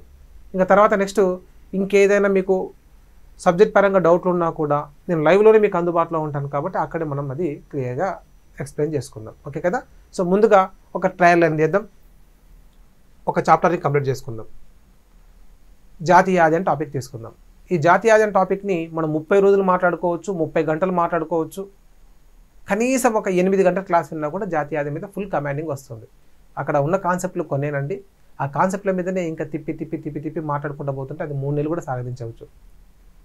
కానీ కరెక్ట్గా పట్టాలనుకుంటే జాతీయ ఆదాయం పైన కొంచెం ఎగ్జామినర్ మైండ్ సెట్ ఏంది, ఎగ్జామ్ యొక్క వెయిటేజ్ ఎంతనో ఫస్ట్ చూసుకోవాలి. మనం 30 గంటలు మాట్లాడుకోవాలన్నా 30 రోజులు మాట్లాడుకోవాలనేటువంటిది దాని యొక్క వెయిటేజ్ చూసుకుని మాట్లాడుకోవాలి. సో ఇచ్చినటువంటి సిలబస్ ప్రకారంగా జాతీయ ఆదాయం యొక్క వెయిటేజ్ మనం కరెక్ట్గా బ్లూ ప్రింట్కి మనం తీసుకొని చూస్తే జస్ట్ 3 నుంచి 4 మార్కుల ఏరియా. ఓకేనండి, కానీ మనకు చూడండి ఎన్ని హెడ్డింగ్స్ ఉన్నాయి, జాతీయ ఆదాయంలో ఎన్ని మాట్లాడుకోవాలి మనం. ఇవన్నీ సబ్ హెడ్డింగ్స్ జాతీయ ఆదాయంలో మనం మాట్లాడుకోబోయేటువంటి హెడ్డింగ్స్ అనమాట. మరి ఇంత హెడ్డింగ్స్కి 4 మార్కుల వెయిటేజ్ ఉన్నది. మరి ఇప్పుడు మనం చేయాల్సిన పని ఏంటిది, ఎగ్జామినర్ మైండ్ సెట్ని పట్టాలి. మరి జాతీయ ఆదాయంలో ఎగ్జామ్లో ఖచ్చితంగా అడగడానికి అవకాశం ఉన్నటువంటి స్కోప్ ఉన్నటువంటి ఏరియా ఏంది సార్ అంటే జాతీయ ఆదాయ మదింపు పద్ధతులు, మెజర్మెంట్ ఆఫ్ నేషనల్ ఇన్కమ్ అనేటువంటి టాపిక్ ఖచ్చితంగా ఇందులో ఎగ్జామినర్ మైండ్ సెట్కు దగ్గరగా ఉండేటువంటి టాపిక్. మనం దాని గురించి కాస్త ఎక్కువ మాట్లాడుకున్నాం. 1 మార్కు అక్కడ ఉంది. అది ఉత్పత్తి పద్ధత, ఆదాయ పద్ధత, వ్యయ పద్ధత తెలియదు, కానీ ఖచ్చితంగా అక్కడ అడుగుతారు క్వశ్చన్. 1 మార్కు వెయిటేజ్ ఉన్నటువంటి ఏరియా. ఇక రెండవది ఏంటిది అంటే ఇందులో జాతీయ ఆదాయాన్ని లెక్కించడానికి ఉపయోగించే పద్ధతుల మీద ఒక క్వశ్చన్ ఉంది అనుకున్నాం. సో ఇందులో ఉత్పత్తి పద్ధతి, ఆదాయ పద్ధతి, వ్యయ పద్ధతి, అలాగే జాతీయ ఆదాయ నిర్వచనాలు, స్వాతంత్రానికి ముందు భారత్లో జాతీయ ఆదాయ అంచనాలు, ఈ ఏరియా మొత్తం కలిపితే 1 మార్కు ఉన్నటువంటి ఏరియా. ఇక రెండో ఏరియాకి వెళ్తే జాతీయ ఆదాయంలోని భాగాలు మరియు భావనలు, concepts of national income and components of national income అనేటువంటిది మరొక ఏరియా. ఇక్కడ సుమారుగా 8 రకాల భావనలు ఉన్నాయి, 8 టైప్స్ ఆఫ్ కాన్సెప్ట్స్ ఉన్నాయి నేషనల్ ఇన్కమ్లో. అవి ఖచ్చితంగా మనం గుర్తుపట్టుకోవాలి. ఇక్కడ నుంచి మళ్ళీ ఇంకొక ప్రశ్న రావడానికి అవకాశం ఉంది. 1 రావచ్చు. ఇక్కడ కాన్సెప్ట్లు 2 ఉన్నాయి ఎక్కువ ఉన్నాయి కాబట్టి 2 మార్కులు కూడా మనము ఎక్స్పెక్ట్ చేయవచ్చు. 1+1 2 మార్క్స్ ఎక్స్పెక్ట్ చేయొచ్చు. ఇందులో ఏంటివి కాన్సెప్ట్లు, దేశీయోత్పత్తి, స్థూల దేశీయోత్పత్తి, నికర దేశీయోత్పత్తి, స్థూల జాతీయోత్పత్తి, నికర జాతీయోత్పత్తి, మార్కెట్ ధరల వద్ద జాతీయ ఆదాయము, కారకాల ధరల వద్ద జాతీయ ఆదాయము. ఓకేనండి. సో ఇట్లా మనం వీటిని మాట్లాడుకోవాలి. ఇందులో చూడండి ఎన్ని కాన్సెప్ట్లు ఉన్నాయి. ఇక్కడ మొత్తం 8 రకాల కాన్సెప్ట్లు ఉంటాయి. చూడండి, స్థూల దేశీయోత్పత్తి, నికర దేశీయోత్పత్తి, స్థూల జాతీయోత్పత్తి, నికర జాతీయోత్పత్తి, వ్యష్టి ఆదాయము, వ్యవహార ఆదాయము. ఇది ఖచ్చితంగా ఎగ్జామ్లో అడగడానికి అవకాశం ఉన్నటువంటి మరొక ఇంపార్టెంట్ ఏరియా. ఫస్ట్ ఏమో జాతీయ ఆదాయాన్ని లెక్కించేటువంటి పద్ధతుల మీద ఒక క్వశ్చన్ పడుతుంది. ఆ తర్వాత వ్యష్టి ఆదాయము, వ్యవహార ఆదాయం మీద క్వశ్చన్ పడడానికి ఎక్కువ స్కోప్ ఉంది. ఎందుకంటే ఇప్పటి వరకు మనం ప్రీవియస్ క్వశ్చన్ పేపర్ని అనలైజ్ చేయడం ద్వారా ఈ విషయాన్ని మనం అర్థం చేసుకున్నాం. వ్యష్టి ఆదాయం, పర్సనల్ ఇన్కమ్, వ్యవహార ఆదాయము, డిస్పోజబుల్ పర్సనల్ ఇన్కమ్. ఈ రెండింటి మీద ఖచ్చితంగా మనం కమాండింగ్ సాధించాలి. ఇక్కడ ఇంకొక మార్పు ఉన్నది, మిగతావి కూడా ఉన్నాయి. దేశీయోత్పత్తికి జాతీయోత్పత్తికి తేడా ఏంటిది, స్థూల దేశీయోత్పత్తికి నికర దేశీయోత్పత్తికి తేడా ఏంటిది, కారకాల ధరల వద్ద జాతీయ ఆదాయానికి నికర మన మార్కెట్ ధరల వద్ద జాతీయ ఆదాయానికి మధ్య తేడా ఏంటిది. ఈ డిఫరెన్స్ కనుక మనం పట్టగలిగితే అక్కడ ఒక మార్క్ ఉంది. చెప్పిన 3 మార్కులు ఏరే పరిచయం చేశాను మీకు. ఒకటేమో జాతీయ ఆదాయ మదింపు పద్ధతుల మీద ఒక క్వశ్చన్ రావచ్చు. రెండోదేమో జాతీయ ఆదాయం యొక్క భావనలు ఏవైతే ఉన్నాయో వాటి మధ్య డిఫరెన్సెస్ని మనం క్యాచ్ చేయగలిగితే ఒక మార్క్ పడుతుంది అక్కడ. అంటే ఏంటిది, స్థూల జాతీయ ఆదాయానికి నికర జాతీయ ఆదాయానికి తేడా ఏంటి. మాకు తెలియదు సార్ అక్కడ తరుగుదల ఉంటుందని. కాదు, మిమ్మల్ని కన్ఫ్యూజ్ చేస్తాడు. అందులో మీకు తెలియని ఎన్నో రకాల డైమెన్షన్స్ ఉన్నాయి, అవి పట్టాలి. ఓకేనండి. జాతీయోత్పత్తికి దేశీయోత్పత్తికి మధ్య తేడా ఏంటనే క్వశ్చన్ అడుగుతాడు. మాకు తెలియదు సార్ R-P, దాన్ని net factor income from abroad అని కూడా పిలుస్తాం. మాకు తెలుసు సార్ అంటే కాదు, దానిలో ఇంకా మీకు తెలియని కాన్సెప్ట్లు చాలా ఉన్నాయి. ఓకేనండి. R-P లేదా NFIA, net factor income from abroad, ఇలా పిలుస్తాం కదా. అది ధనాత్మకంగా ఉన్నప్పుడు దేశీయోత్పత్తి ఎక్కువ ఉంటుందా, జాతీయోత్పత్తి ఎక్కువగా ఉంటుందా? ఓకేనండి. R-P ధనాత్మకంగా ఉంటే దేశీయోత్పత్తి ఎక్కువ ఉంటుంది, జాతీయోత్పత్తి ఎక్కువ ఉంటుంది. ఈ కాన్సెప్ట్ మనకు పట్టాలా. జాతీయోత్పత్తి ఎక్కువ ఉంటుంది సహజంగా. అదే R-P అనేది నెగిటివ్గా ఉంటే దేశీయోత్పత్తి ఎక్కువగా ఉంటుంది జాతీయోత్పత్తి కన్నా. సో ఇట్లాంటి సింపుల్ కాన్సెప్ట్లు ఇవి మీరు చదువుతారు. కానీ ఇంకా డెప్త్కి వెళ్తే దాన్ని అడిగే విధానంలో మార్పులు చాలా ఉంటాయి. ఓకేనండి. దేశీయోత్పత్తికి మన స్థూల దేశీయోత్పత్తికి నికర దేశీయోత్పత్తికి మధ్య తేడా ఏంటి సార్ అంటే తరుగుదల, అందరూ చెప్తారు. కానీ క్వశ్చన్ అట్లా ఉండదు. ఒకవేళ తరుగుదల రుణాత్మకంగా ఉన్నప్పుడు ఈ తరుగుదల దేనికి సంబంధించినదే ఉంటుంది. ఓకేనండి. దేశీయోత్పత్తికి జాతీయోత్పత్తికి మధ్య గల స్థూల దేశీయోత్పత్తికి నికర దేశీయోత్పత్తికి మధ్య గల తేడా తరుగుదలనే. కానీ తరుగుదల దేనిలో తరుగుదల, ఆప్షన్లో నువ్వు చదివింది ఉండదు అక్కడ. తరుగుదల దేనిలో తరుగుదల, సహజంగా యంత్రాలలో తరుగుదల, యంత్ర పరికరాలలో తరుగుదల, మూలధన ఆస్తులలో తరుగుదల, స్థిర మూలధన కల్పనలో తరుగుదల, దేశీయ పెట్టుబడిలో తరుగుదల, సమగ్ర దేశీయ పెట్టుబడిలో తరుగుదల. ఆ పేరులో ఎన్ని తేడాలు ఉన్నాయి చూడండి. ఇవన్నీ మనం గుర్తుపెట్టుకుంటేనే అక్కడ ఆన్సర్ చేయగలుగుతాం అనే డైమెన్షన్లు ఉంటాయన్నమాట. అవి పట్టుకోవాలి. సో అట్లా దేశీయోత్పత్తికి జాతీయోత్పత్తికి మధ్య గల తేడాలు, స్థూల దేశీయోత్పత్తికి నికర దేశీయోత్పత్తికి మధ్య గల తేడాలు, మార్కెట్ ధరల్లో ఉన్న జాతీయ ఆదాయానికి అలాగే కారకాల ధరల వద్ద ఉన్న జాతీయ ఆదాయానికి మధ్య గల తేడాలు. ఈ 3 కనుక మీరు చదివితే మీ దగ్గర ఇంకొక మార్కు ఉన్నట్టే. ఓకేనండి. ఆ మూడింటి మధ్య డిఫరెన్స్ తెలుసుకోగలిగితే మీ దగ్గర మార్కు. 3వ మార్క్ ఏంటిది, ఇంకా వ్యష్టి ఆదాయానికి వ్యవహార ఆదాయానికి మధ్య గల తేడాలు ఏంటి, వ్యష్టి ఆదాయం అంటే ఏంటిది, వ్యవహార ఆదాయం అంటే ఏంటిదో తెలుసుకోగలిగితే ఇంకొక మార్కు అక్కడ మనం ఎక్స్పెక్ట్ చేయవచ్చు. ఇది కంపల్సరీ ఏరియా. ఈ 3 ఏరియాలు అనేవి. ఇక తర్వాత నెక్స్ట్ మనం ఎగ్జామ్ యొక్క సిలబస్ కాపీని తీసుకున్నట్లయితే చూడండి ఏమేమి అడిగిండు. నేషనల్ ఇన్కమ్ ఆఫ్ ఇండియా, భారత జాతీయ ఆదాయము, concepts and measurements of national income అంటే జాతీయ ఆదాయం యొక్క భావనలు మరియు లెక్కింపు పద్ధతులు. కాబట్టి మనం కాన్సెప్ట్లు మనం మాట్లాడుకున్నప్పుడు చూసుకోవాలి, ఒక మార్క్ ఉంది. మెజర్మెంట్స్ అంటే ఉత్పత్తి మన జాతీయ ఆదాయాన్ని అంచనా వేసేటువంటి పద్ధతులు, ఉత్పత్తి పద్ధతి, ఆదాయ పద్ధతి, వ్యయ పద్ధతి, అది చూసుకోవాలి, అక్కడ ఒక మార్కు ఉంటుంది. తర్వాత నెక్స్ట్ ఏంటిది, occupational pattern and sectoral distribution of national income అంటే ఎక్కడికి వెళ్ళాలి మనము, డైరెక్ట్గా జాతీయ ఆదాయానికి సంబంధించి ఇటీవలి కాలంలో అందుబాటులోకి వచ్చినటువంటి రిపోర్ట్లు. NSO వాళ్ళు జాతీయ ఆదాయాన్ని అంచనా వేస్తున్నారు. మరి ఈ ఆదాయము ఆక్యుపేషనల్ కాంట్రిబ్యూషన్ ఎంత ఉంది అంటే వ్యవసాయ రంగం నుంచి ఎంత వస్తుంది, పారిశ్రామిక రంగం నుంచి ఎంత వస్తుంది, సేవా రంగం నుంచి ఎంత వస్తుంది, భారత జాతీయ ఆదాయంలో ఏ భాగం యొక్క వాటా ఎంత ఉందో ఖచ్చితంగా చూడాలి. ఓకేనండి. అంటే జాతీయ ఆదాయ అంచనాల్లోకి వెళ్ళాలి. ఈ అంచనాలు 3 ఉన్నాయండి. మొదటి ముందస్తు అంచనాలు రిలీజ్ చేశారు జనవరిలో, అలాగనే మార్చ్ ఎండింగ్లో 2వ ముందస్తు అంచనాలు వచ్చినాయి, మేలో ప్రొవిజనల్ యాక్చువల్స్ వచ్చినాయి. ఈ 3 మనం ఈ రిపోర్ట్లను చదువుకోవాలి. చదువుకుంటే అక్కడ ఇంకొక మార్క్ ఉంది. మళ్ళీ అందులో నుంచి 1 అడుగుతారా 2 అడుగుతారా తెలియదు, కానీ అక్కడ 1 మార్కు కథం. జాతీయ ఆదాయం నుంచి మనం 4 మార్కులు పట్టొచ్చు. ఈ ఏరియాల మీద మనం కమాండింగ్ పెంచుకోగలిగితే. మరి ఈ వీడియో ద్వారా మనం జాతీయ ఆదాయం యొక్క ఉత్పత్తి పద్ధతులు ఏవైతే ఉన్నాయో, మన జాతీయ ఆదాయాన్ని అంచనా వేసేటువంటి పద్ధతులు ఏమున్నాయో అక్కడికి వెళ్దాం. మీకు ఆల్రెడీ చెప్పాను కదా, మన పుస్తకంలో సుమారుగా 600 పేజీలు ఉంటే ప్రతి పేజీని మీకు పరిచయం చేస్తానన్నా కదా. ప్రతి పేజీని బోర్డు మీద హెడ్డింగ్ తీసుకుంటా, ప్రతి లైన్ హెడ్డింగ్ తీసుకుంటా. అది ఎగ్జామ్కి పనికి వస్తుందా లేదా కూడా ఎక్స్ప్లెయిన్ చేసుకుంటూ, ఒకవేళ పనికి వస్తే ఎట్లా చదువుకోవాలని కూడా నేను గుర్తు చేస్తాను. ఓకేనా? మొదటి పేజీలో ఏమున్నది, మన పుస్తకం ఓపెన్ చేస్తే చాలు, స్టార్టింగ్లోనే జాతీయ ఆదాయం పైన ఇంట్రడక్షన్ ఉన్నది. మీరు చదివేటప్పుడు కూడా ఇలాగా ఫీల్ అవుతూ చదవండి. ఈ ఇంట్రడక్షన్ ఎగ్జామ్లో అడుగుతారా? ఏమడుగుతారు? ఒకవేళ అడిగితే ఇంట్రడక్షన్లో ఏం చెప్తామండి? అసలు జాతీయ ఆదాయం అంటే ఏదో చెప్తాం. జాతీయ ఆదాయం అంటే అందరికీ ఏం తెలుసు? మన దగ్గర ఉన్న ఆదాయము జాతీయ ఆదాయము. మన ఒక్కరి దగ్గర ఉన్న ఆదాయమైనా దేశంలో అందరి వద్ద ఉన్నటువంటి ఆదాయమా అంటే దేశంలో అందరి వద్ద ఉన్నటువంటి ఆదాయమే జాతీయ ఆదాయము. ఓకేనండి? మరి ఈ జాతీయ ఆదాయంలో అన్ని అంశాలు కలపబడి ఉంటాయా? కాదు. వస్తు సేవల ఉత్పత్తి విలువ మాత్రమే కలపబడి ఉంటుంది. ఓకే కదండి? ఫర్ ఎగ్జాంపుల్, మీరు ఏదైనా ఒక వస్తువును కానీ ఒక సేవను కానీ క్రియేట్ చేశారనుకోండి, దాని విలువ జాతీయ ఆదాయంలో ఉంటుంది. నీవు వస్తువులను సేవలను ఉత్పత్తి చేస్తేనే నీకు ఆదాయం వస్తుంది. ఊరుకోండి సార్, మా ఇంట్లో మా నాన్నమ్మ ఉంది, మా అమ్మమ్మ ఉంది, వీళ్ళు ఏం పని చేయరు అయినా ఆదాయం వస్తుంది. మళ్ళీ అలా వస్తే జాతీయ ఆదాయంలో కలపరు. ఎట్లా వస్తుంది? వాళ్ళకు పెన్షన్ రూపంలో వస్తుంది. ప్రభుత్వాలు 60 సంవత్సరాలు పైబడిన వయసు గల వారికి పెన్షన్లు ఇస్తున్నాయి, కానీ వాళ్ళు ఏ వస్తువు తయారు చేయలేదు, ఏ సేవను క్రియేట్ చేయలేదు, ఆయన కూడా వాళ్ళకి ఇన్కమ్ వస్తుంది. ఏంటంటే అలాంటి ఇన్కమ్ను జాతీయ ఆదాయంలో కలపరు. మళ్ళీ దేని కలుపుతారు? నువ్వు ఏదైనా ఒక వస్తువును కానీ ఒక సేవను కానీ నువ్వు క్రియేట్ చేస్తే దాని విలువను మాత్రమే జాతీయ ఆదాయంలో తీసుకుంటారు. దానినే వస్తు సేవల ఉత్పత్తి విలువ అని పిలుస్తాం. ఓకేనండి? సార్, సేవలు ఉన్నాయి కదా, మరి ఇంట్లో గృహిణులు రోజు సమానం సేవలు చేస్తూనే ఉంటారు కదా, మరి దాని విలువను లెక్కిస్తారా జాతీయ ఆదాయంలో అంటే లెక్కించరు. ఎందుకంటే వాటికి ఆర్థిక విలువను ఇవ్వట్లేదు. సో గృహిణులు చేసేటువంటి సేవలు కానీ స్వచ్ఛంద సంస్థలు చేసేటువంటి సేవలకు కానీ వాటికి మార్కెట్ విలువ లేదు. కాబట్టి అలాంటి మార్కెట్ విలువ లేనటువంటి వాటిని జాతీయ ఆదాయంలో కలపకూడదు. సార్, మనకు బహుమతులు వస్తున్నాయి, మా ఫ్రెండ్ నాకు గిఫ్ట్ ఇచ్చిండు, మరి దాని జాతీయ ఆదాయంలో కలపొచ్చా అంటే కలపకూడదు.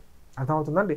నీకు తేరగా అప్పనంగా నీకు ఏ ఇన్కమ్ వచ్చినా, నీకు లాటరీ తగిలినా, ఓకేనండి, లాటరీ తగిలిన నీకు ఇన్కమ్ వచ్చినా, ఇట్లాంటి వాటిని జాతీయ ఆదాయం కలపకూడదు. మరి జాతీయ ఆదాయంలో దేని కలుపుతారంటే ఏదైనా ఒక వస్తువును ఉత్పత్తి చేస్తే దాని విలువను, ఏదైనా ఒక సేవను క్రియేట్ చేస్తే దాని యొక్క మార్కెట్ విలువను మాత్రమే మార్కెట్ ధరల వద్ద జాతీయ ఆదాయంలో కలుపుతారు. మార్కెట్ విలువలో పన్నులు ఉంటాయి కాబట్టి పన్నులతో కలిపిన జాతీయ ఆదాయమే మార్కెట్ ధరల్లో జాతీయ ఆదాయము. ఒకవేళ మార్కెట్లోకి రాకముందుకు సంస్థ దగ్గర తయారైనప్పుడు ఆ వస్తు ధర ఎంతనో మనం లెక్కిస్తే అది కారకాల ధరల వద్ద జాతీయ ఆదాయం. ఏం కారకాలు? ఒక వస్తువు తయారు చేయాలంటే దానికి కొన్ని ఉత్పత్తి కారకాలు కావాలి. భూమి కావాలి, శ్రమ కావాలి, మూలధనం కావాలి, వ్యవస్థాపనం కావాలి. ఈ 4టికి అయ్యేటువంటి ఖర్చే ఆ వస్తువు యొక్క కంపెనీ వద్ద ఉన్న ఖర్చు, దానికి అయ్యేటువంటి వ్యయము. ఆ వ్యయాన్ని ఎలా చెప్తామంటే కారకాల ధరల వద్ద ఆ వస్తువు యొక్క ధర అని చెప్తాం. అంటే ఏంటివి కారకాలు? ఫ్యాక్టర్ ఆఫ్ ప్రొడక్షన్స్ ఏమేమి ఉన్నాయి ఇక్కడ? భూమి ఉంది, శ్రమ ఉంది, మూలధనం ఉంది, వ్యవస్థాపనం ఉంది. ఈ 4టిని కలిపితే వస్తువు తయారైంది. ఆ వస్తు ధరను లెక్కించాలంటే భూమి విలువను చూసుకుంటాం, శ్రమ విలువను చూసుకుంటాం, మూలధనం విలువను చూసుకుంటాం, వ్యవస్థాపకుడి యొక్క లాభాన్ని చూసుకొని అప్పుడు ఆ వస్తువు యొక్క ధర నిర్ణయిస్తాం. ఆ ధర ఏ ధర? కారకాల ధర, ఉత్పత్తి కారకాల ధర. ఆ వస్తువును అక్కడిని జాతీయ ఆదాయంలో కలుపుతుంటే కారకాల ధరల వద్ద జాతీయ ఆదాయం అంటాం. అదే వస్తువు మార్కెట్లోకి వచ్చిన తర్వాత మనం దాన్ని జాతీయ ఆదాయంలో కలుపుతుంటే మార్కెట్ ధరల వద్ద జాతీయ ఆదాయం అంటాం. మార్కెట్ ధరల వద్ద జాతీయ ఆదాయాన్ని లెక్కిస్తున్నప్పుడు తయారైన వస్తువు కంపెనీ దగ్గర ఉన్న ధరనే మార్కెట్లోకి వచ్చినా కూడా అదే ధర ఉంటుందా అంటే కాదు. కాస్త అడిషనల్గా పన్నులు వచ్చి యాడ్ అవుతూ ఉంటాయి. ఓకే కదండి? ట్యాక్సెస్ కూడా కలుపబడి ఉంటుంది కాబట్టి మార్కెట్ ధరల వద్ద జాతీయ ఆదాయము కారకాల ధరల వద్ద జాతీయ ఆదాయం కన్నా కాస్త ఎక్కువగా ఉంటుంది. ఇదండి ఫస్ట్ మనం పేజీలో తీసుకునేటువంటి మెయిన్ ఇంట్రడక్షన్ ఏమున్నది? వివిధ వస్తు సేవల ఉత్పత్తి విలువను మనం జాతీయ ఆదాయంగా తీసుకుంటాం. అది కూడా ఉత్పత్తి విలువ 6 నెలల కాలానికా 3 నెలల కాలానికా అంటే సంవత్సర కాలానికి. అది కూడా భారత్లో అయితే ఏప్రిల్ 1 నుంచి మార్చి 31 మధ్య కాలంలో, ఒక సంవత్సర కాలంలో ఎన్ని వస్తువులు ఉత్పత్తి చేయబడ్డాయి, ఎన్ని సేవలు క్రియేట్ అయినాయి, వాటి యొక్క మార్కెట్ విలువ ఎంత, అది మార్కెట్ ధరల వద్ద జాతీయ ఆదాయంలో చెప్తాం. ఆ వస్తు సేవలు మార్కెట్కు రాకముందుకు కంపెనీ దగ్గర లేదా సంస్థ దగ్గర ఉన్నప్పుడు వాటి యొక్క కారకాలకు దాని యొక్క విలువ సమానంగా ఉంటుంది కాబట్టి దానిని కారకాల ధరల వద్ద జాతీయ ఆదాయం అని పిలుస్తాం. అంతే, 2 రకాల ధరలు అయిపోయినాయి. కారకాల ధరల వద్ద జాతీయ ఆదాయము, అదే ఉత్పత్తి కారకాల ధరల వద్ద జాతీయ ఆదాయము, మార్కెట్ ధరల వద్ద జాతీయ ఆదాయంగా చెప్తాం. ఓకే కదండి? ఇప్పుడు జాతీయ ఆదాయం అంటే ఏంటిది? వస్తు సేవల ఉత్పత్తి విలువ. ఇదే మనం పరిచయం చేసాం. మీరు కూడా గుర్తుంచుకోండి. జాతీయ ఆదాయానికి సరైనటువంటి డెఫినేషన్, యుఎన్ఓ ఇచ్చినటువంటి డెఫినేషన్, 1 సంవత్సర కాలంలో ఒక దేశ సరిహద్దు భూభాగంలో ఉత్పత్తి చేయబడిన అంతిమ వస్తు సేవల విలువనే, అంతిమ వస్తు సేవల ఉత్పత్తి విలువనే జాతీయ ఆదాయం. అది కూడా స్థూల దేశోత్పత్తి కింద తీసుకుంటాం. మరి దేశోత్పత్తి జాతీయోత్పత్తికి మధ్య డిఫరెన్స్ తెలియాలంటే ముందు కనీసం ఈ చిన్న కాన్సెప్ట్ మీదనే మనకు అవగాహన ఉండాలి. వివిధ వస్తు సేవల ఉత్పత్తి విలువ జాతీయ ఆదాయము. నీ ఏ వస్తువు ఉత్పత్తి చేయలేదు, ఏ సేవను క్రియేట్ చేయలేదు, నీకు ఆదాయం వస్తుందంటే మాత్రం దానిని జాతీయ ఆదాయంలో కలపకూడదు. ఓకే కదండి. రాయల్టీలు కలపచ్చు కదా సార్ అంటే, రాయల్టీ అనేది ఒక ప్రత్యేక తయారీ విధానానికి నువ్వు పొందుతున్నటువంటి ఇన్కమ్. అది మనం అది కూడా కాన్సెప్ట్ మాట్లాడుకుందాం. రాయల్టీ రూపంలో కూడా నీకు ఆదాయం వస్తుంది, దాంట్లో వస్తువు సేవలు ఏం కనపడవు, కానీ ఒక ప్రత్యేక తయారీ విధానానికి నువ్వు పొందేటువంటి ఆదాయం అది రాయల్టీ అని పిలుస్తావు. సో వస్తువును కానీ సేవను కానీ ఉత్పత్తి చేసినప్పుడు ఏదైనా సరే ఉత్పత్తి ప్రక్రియకు నీ వంతు వాటా ఎంతో కొంత అందించినప్పుడు నీకు ఆదాయం వస్తుంది. సార్ ఇన్ని రోజులు నేను ఆలోచించలేదు కదా సార్ అంటే, ఖచ్చితంగా గుర్తుపెట్టుకోండి. నువ్వు ఏదైనా సరే వస్తువులు సేవలు క్రియేట్ చేస్తే వచ్చే ఆదాయమే నీ ఆదాయము. అదే జాతీయ ఆదాయంలో కలుపుతారు. మీ ఇంటికి ఆదాయం వస్తే ఊరికనే వస్తుందా?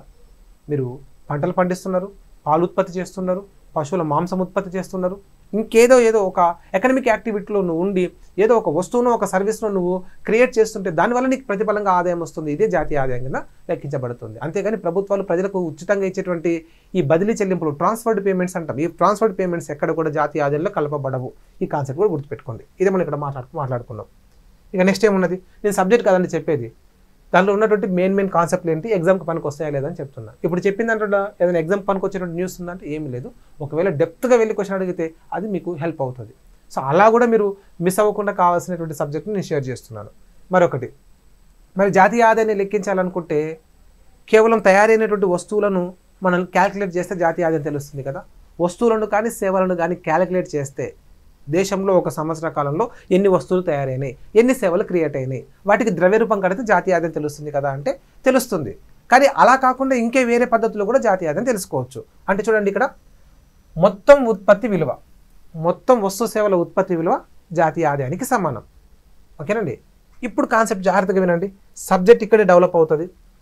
ఇప్పుడు జాతీయ ఆదాయాన్ని తెలుసుకోవాలంటే ఒక సంవత్సర కాలంలో ఎన్ని వస్తువులు ఎన్ని సేవలు, చూడండి వస్తువులు మరియు సేవలు, అది కూడా ఒక సంవత్సర కాలంలో ఎన్ని ఉత్పత్తి చేయబడ్డాయో లెక్కిస్తే ఇప్పుడు మనకి ఇది జాతీయ ఆదాయం అవుతుంది.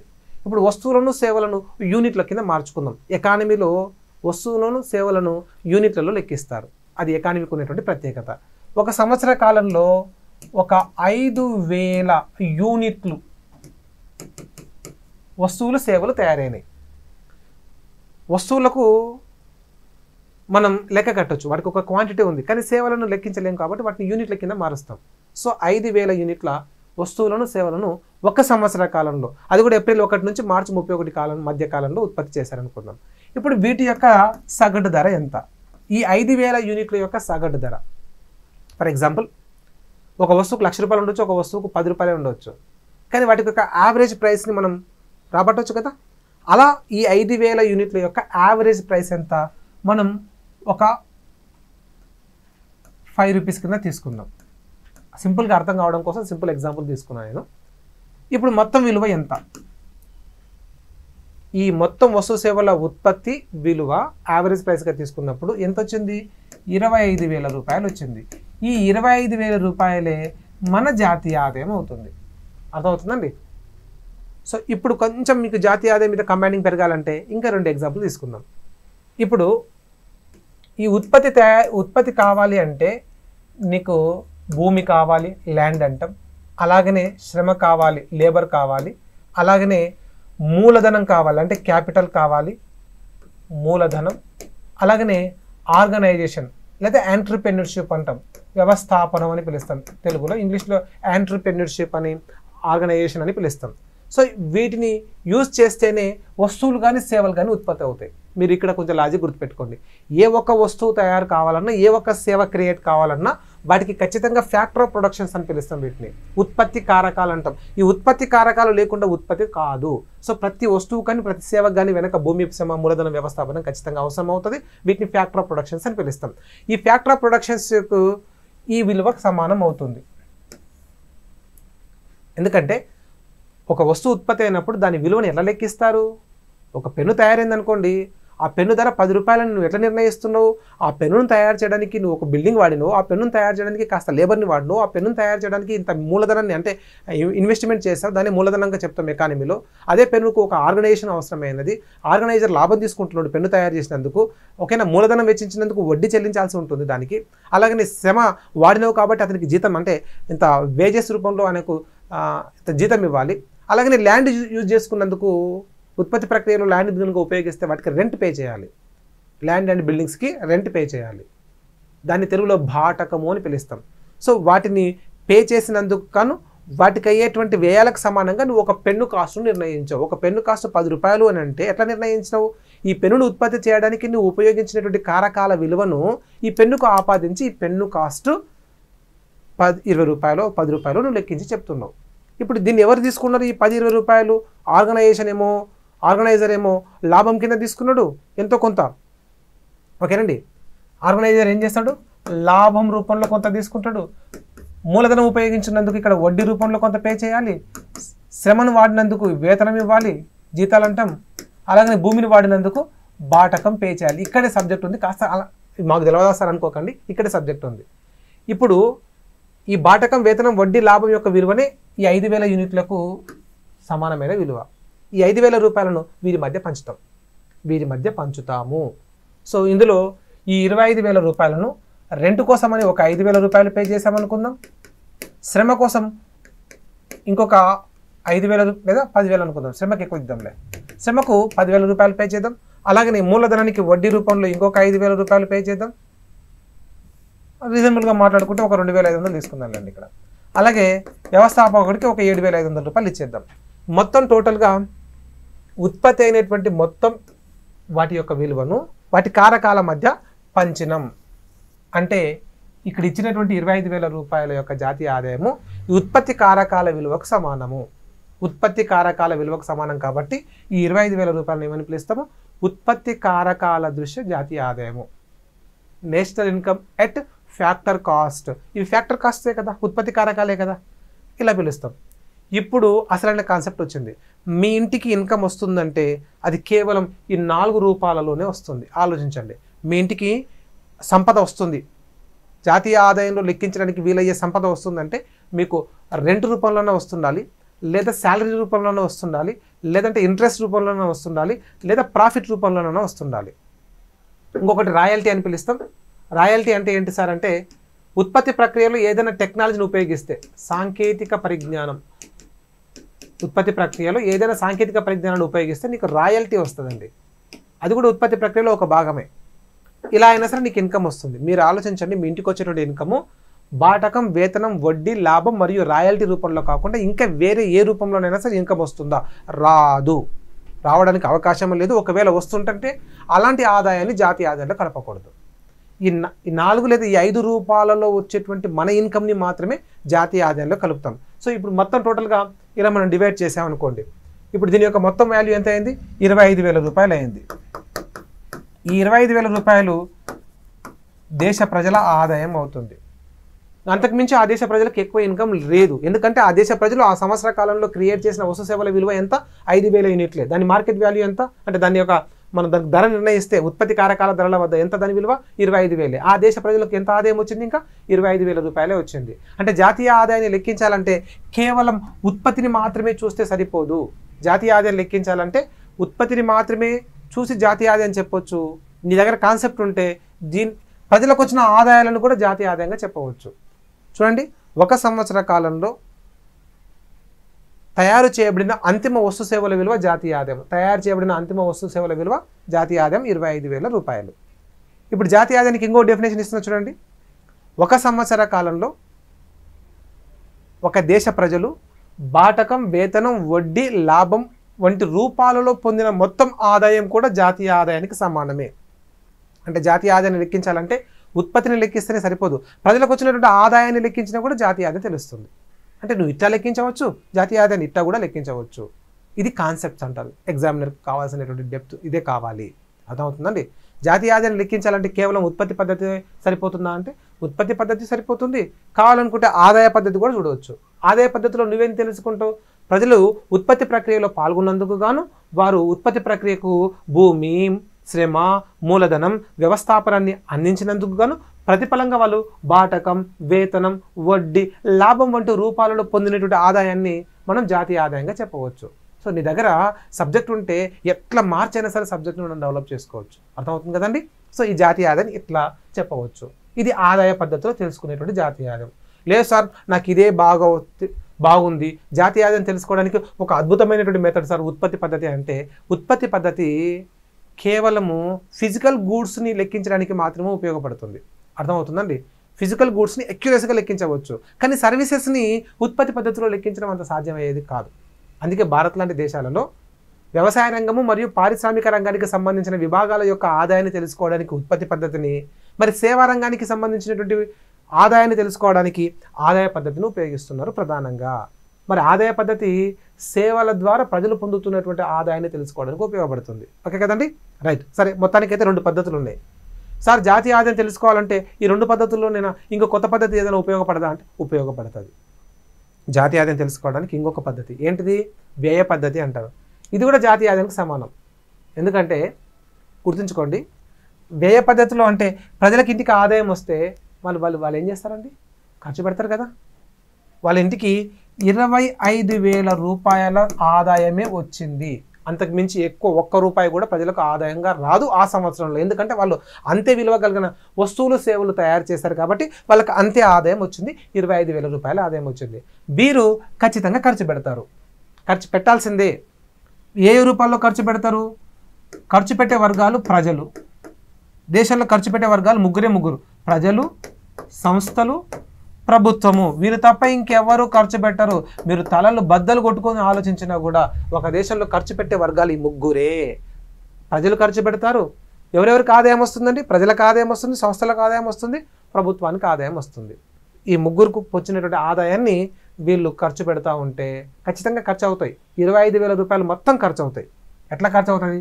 ప్రజలు ఖర్చు పెడుతుంటే దాన్ని కన్జంప్షన్ అంటారు. సింపుల్గా సి అనే లెటర్తో మాట్లాడుకుందాం. అలాగే సంస్థలు ఖర్చు పెడుతుంటే ఇన్వెస్ట్మెంట్ అని పిలవాలి. ఎవరి ఖర్చును ఏమని పిలుస్తారో కూడా మనకి ఎకానమీలో టర్మ్స్ తెలిసి ఉండాలి. ప్రజలు ఖర్చు పెడుతుంటే కన్జంప్షన్, వినియోగము అని. సంస్థలు ఖర్చు పెడుతుంటే పెట్టుబడి, ఇన్వెస్ట్మెంట్ అని పిలుస్తారు. ఇన్వెస్ట్మెంట్ ఎలా తీసుకుంటాం? ఐ అనే లెటర్తో తీసుకుంటాం, ఐ. అలాగే ప్రభుత్వం ఖర్చు పెడుతుంటే ఏమని పిలుస్తాం? ఎక్స్పెండిచర్, వ్యయాలు. దీన్ని సింపుల్గా గవర్నమెంట్ ఎక్స్పెండిచర్ అని పిలుస్తాం. గవర్నమెంట్ ఎక్స్పెండిచర్ని మనం ఏం తీసుకుందాం? జి అనే లెటర్తో తీసుకుందాం. ఇప్పుడు చూడండి, సి అంటే కన్జంప్షన్, ఐ అంటే ఇన్వెస్ట్మెంట్, జి అంటే government expenditure. C plus I plus G, ఈ 3 కలిపితే చాలు జాతీయ ఆదాయము. అందుకే చాలా సందర్భాల్లో మనం జీడిపి అని రాస్తున్నప్పుడు GDP is equal to C plus I plus G అని ఎందుకు రాస్తున్నారు సార్ అంటే అదేనండి, వ్యయ పద్ధతులు. అది వ్యయాలు. ప్రజలు ఖర్చు పెడితే కన్జంప్షన్, సంస్థలు ఖర్చు పెడితే ఇన్వెస్ట్మెంట్, ప్రభుత్వం ఖర్చు పెడితే గవర్నమెంట్ ఎక్స్పెండిచర్. ఇప్పుడు ఫర్ ఎగ్జాంపుల్ ప్రజలకు వచ్చినటువంటి ఆదాయము ఎంత అనుకుందాం? మొత్తం 25,000లో 15,000 రూపాయలు ప్రజలకు వచ్చింది, సంస్థలకు ఒక 5,000 రూపాయల ఆదాయం వచ్చింది, గవర్నమెంట్కి ఒక 5,000 రూపాయల ఆదాయం వచ్చింది. 3 కలిపితే ఎంత అయింది? 25,000 రూపాయలు అయింది.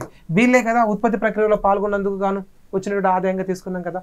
ఇప్పుడు చూద్దాము, వీరికి వచ్చినటువంటి ఆదాయం మొత్తం వ్యయంగా మారుతుందా అంటే మొత్తం వ్యయంగా మారుతుంది. ఊరుకోండి సార్, నాలాంటి వాళ్ళు కొంతమంది పీసినారోళ్ళు ఉంటారు, మేము పొదుపు చేస్తాం, సేవింగ్ చేస్తాం, బ్యాంకులలో దాచుకుంటామంటే నువ్వు బుద్ధిమంతుడు కావచ్చు, కానీ బ్యాంకులు బుద్ధిమంతుడు కావు.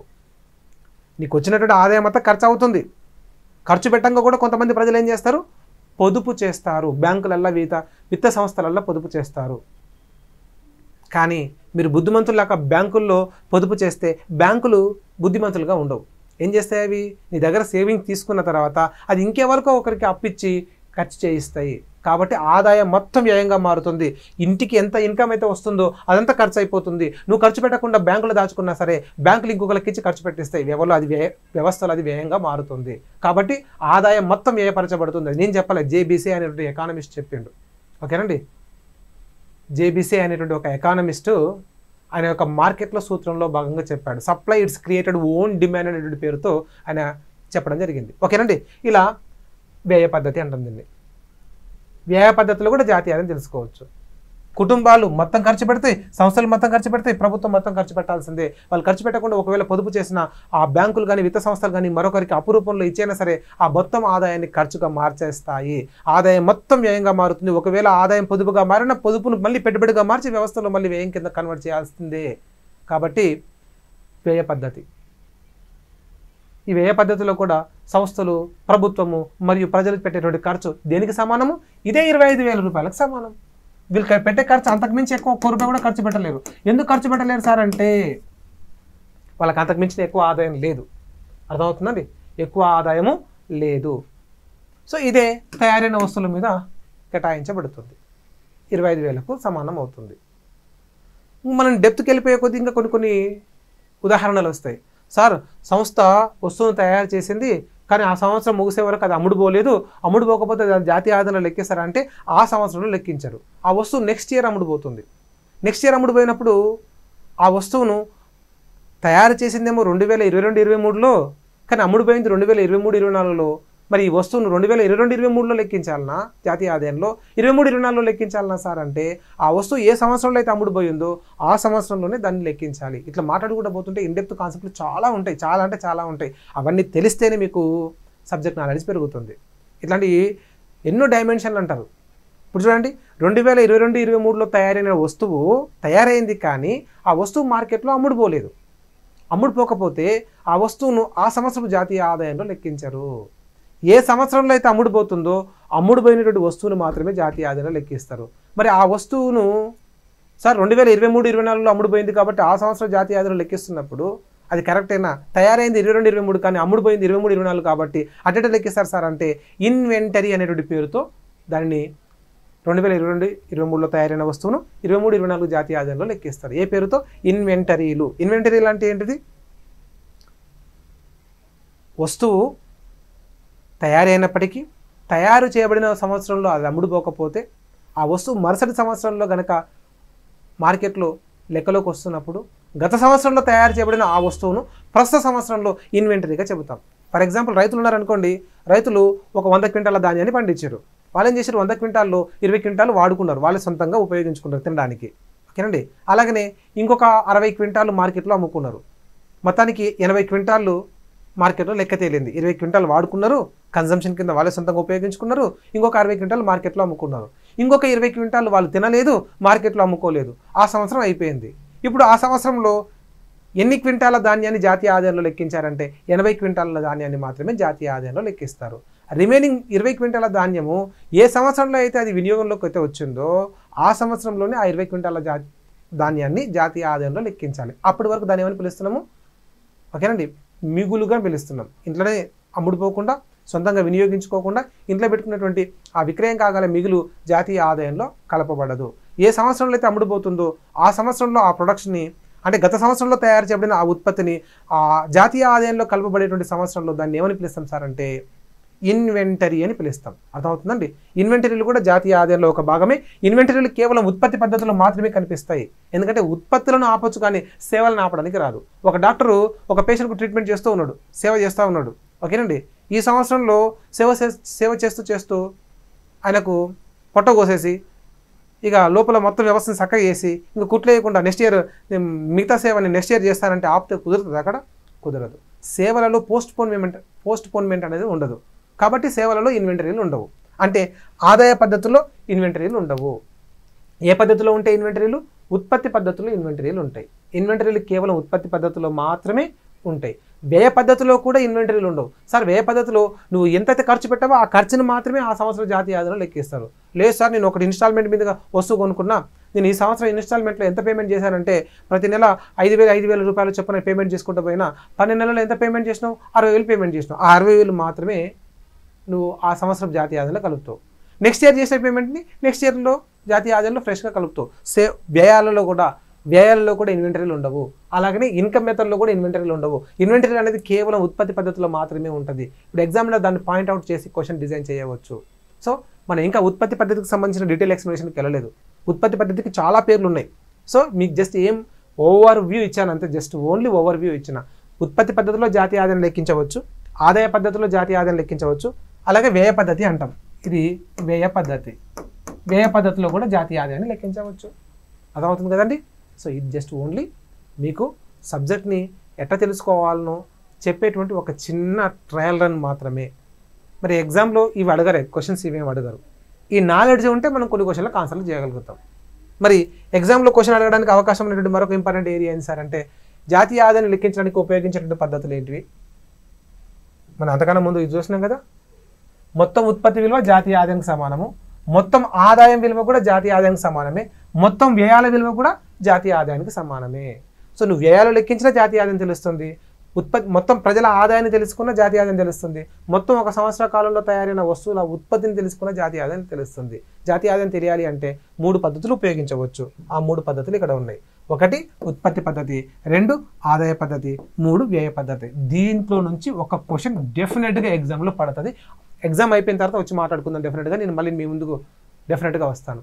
నేను అందరిలా ఎగ్జామ్కి ముందు మాట్లాడి ఎగ్జామ్ తర్వాత తప్పించుకునే పర్సన్ అయితే కాదు. ఎగ్జామ్ అయిపోయిన నెక్స్ట్ డే నాడే క్వశ్చన్ పేపర్ పెట్టుకొని నేను మీ ముందుకు వస్తాను. ఓకేనండి.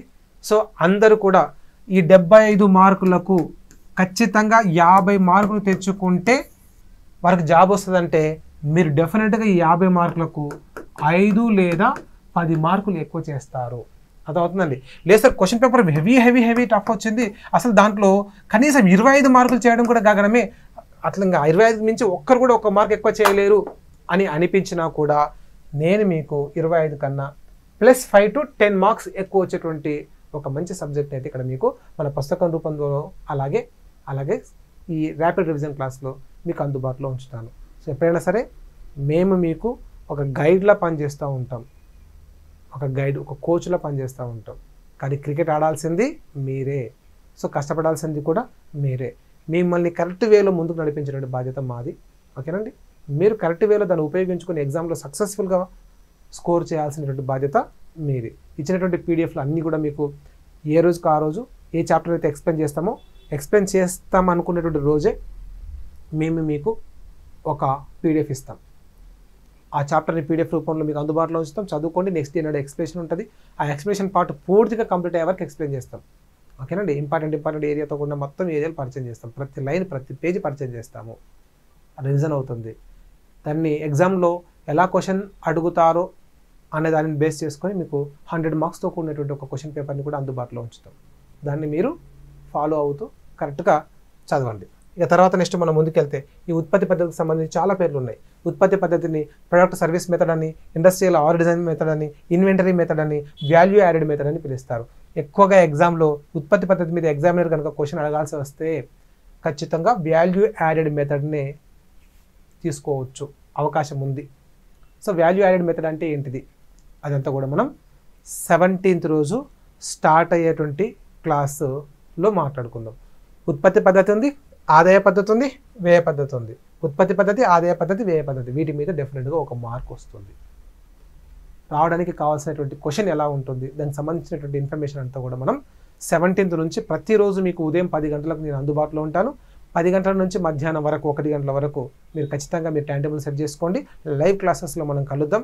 2 లేదా 3 గంటలు ఖచ్చితంగా క్లాస్ ఉంటుంది.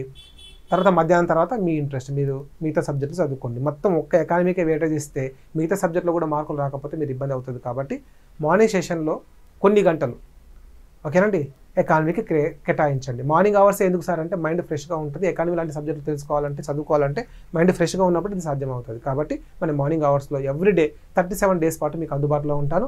టోటల్గా 5 చాప్టర్లను 10 భాగాలుగా విభజించుకొని ఒక్కొక్క భాగం పైన 100 మార్క్స్ క్వశ్చన్ పేపర్ కూడా డీల్ చేస్తూ క్వశ్చన్ పేపర్ ఎక్స్ప్లెయిన్ చేసుకుంటూ ముందుకెళ్దాం. సక్సెస్ఫుల్గా అందరికన్నా ఎకానమీలో ఎక్కువ స్కోర్ తీసుకుందాం. సో ఈ రోజు నుంచే మీకు హరీష్ అకాడమీ యాప్లో ఈ కోర్సు ఆఫర్ ప్రైస్తో అందుబాటులోకి తీసుకొచ్చాం. మీకు మన జనవరి 17th తర్వాత ఈ కోర్సు ప్రైస్ పెరుగుతుంది. ఓకేనండి. ఇప్పుడే తీసుకోవడానికి ట్రై చేయండి.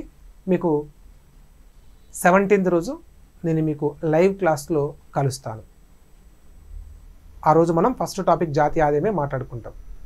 6th ఇప్పటి నుంచే ఈ చాప్టర్కి సంబంధించిన ఫుల్ పీడిఎఫ్ మీకు మన యాప్లో అందుబాటులో ఉన్నది. హరీష్ అకాడమీ యాప్లో ఈ జాతీయ ఆదాయానికి సంబంధించినటువంటి ఫుల్ పీడిఎఫ్ అది డౌన్లోడ్ చేసుకోవడానికి అవ్వదు. ఎందుకంటే అది ఎంతో కష్టపడి రాసినటువంటి చాప్టర్.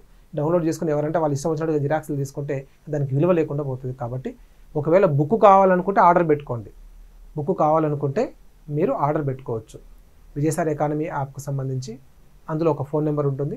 దాంట్లో మీరు విజయసాయి ఎకానమీ యాప్ డౌన్లోడ్ చేసుకుంటే అందులో ఫోన్ నెంబర్ కనపడుతుంది. ఆ ఫోన్ నెంబర్కి మీరు వాట్సాప్లో మెసేజ్ చేస్తే చాలు, మేము రెస్పాండ్ అవుతాం. బుక్ కావాలి సార్ మాకని ఒక చిన్న మెసేజ్ పెడితే అది ఎలా పర్చేజ్ చేయాలో మీకు చెప్తాం. లేదంటే మీకు డిస్ట్రిక్ట్ హెడ్ క్వార్టర్లో, ఏపీలో ఉన్నటువంటి ప్రతి డిస్ట్రిక్ట్ హెడ్ క్వార్టర్లో ఏదైనా ఫేమస్ బుక్ స్టాల్ ఉంటే అక్కడికి వెళ్ళినా సరే మన ఇండియన్ ఎకానమీ పుస్తకం అందుబాటులో ఉంటుంది.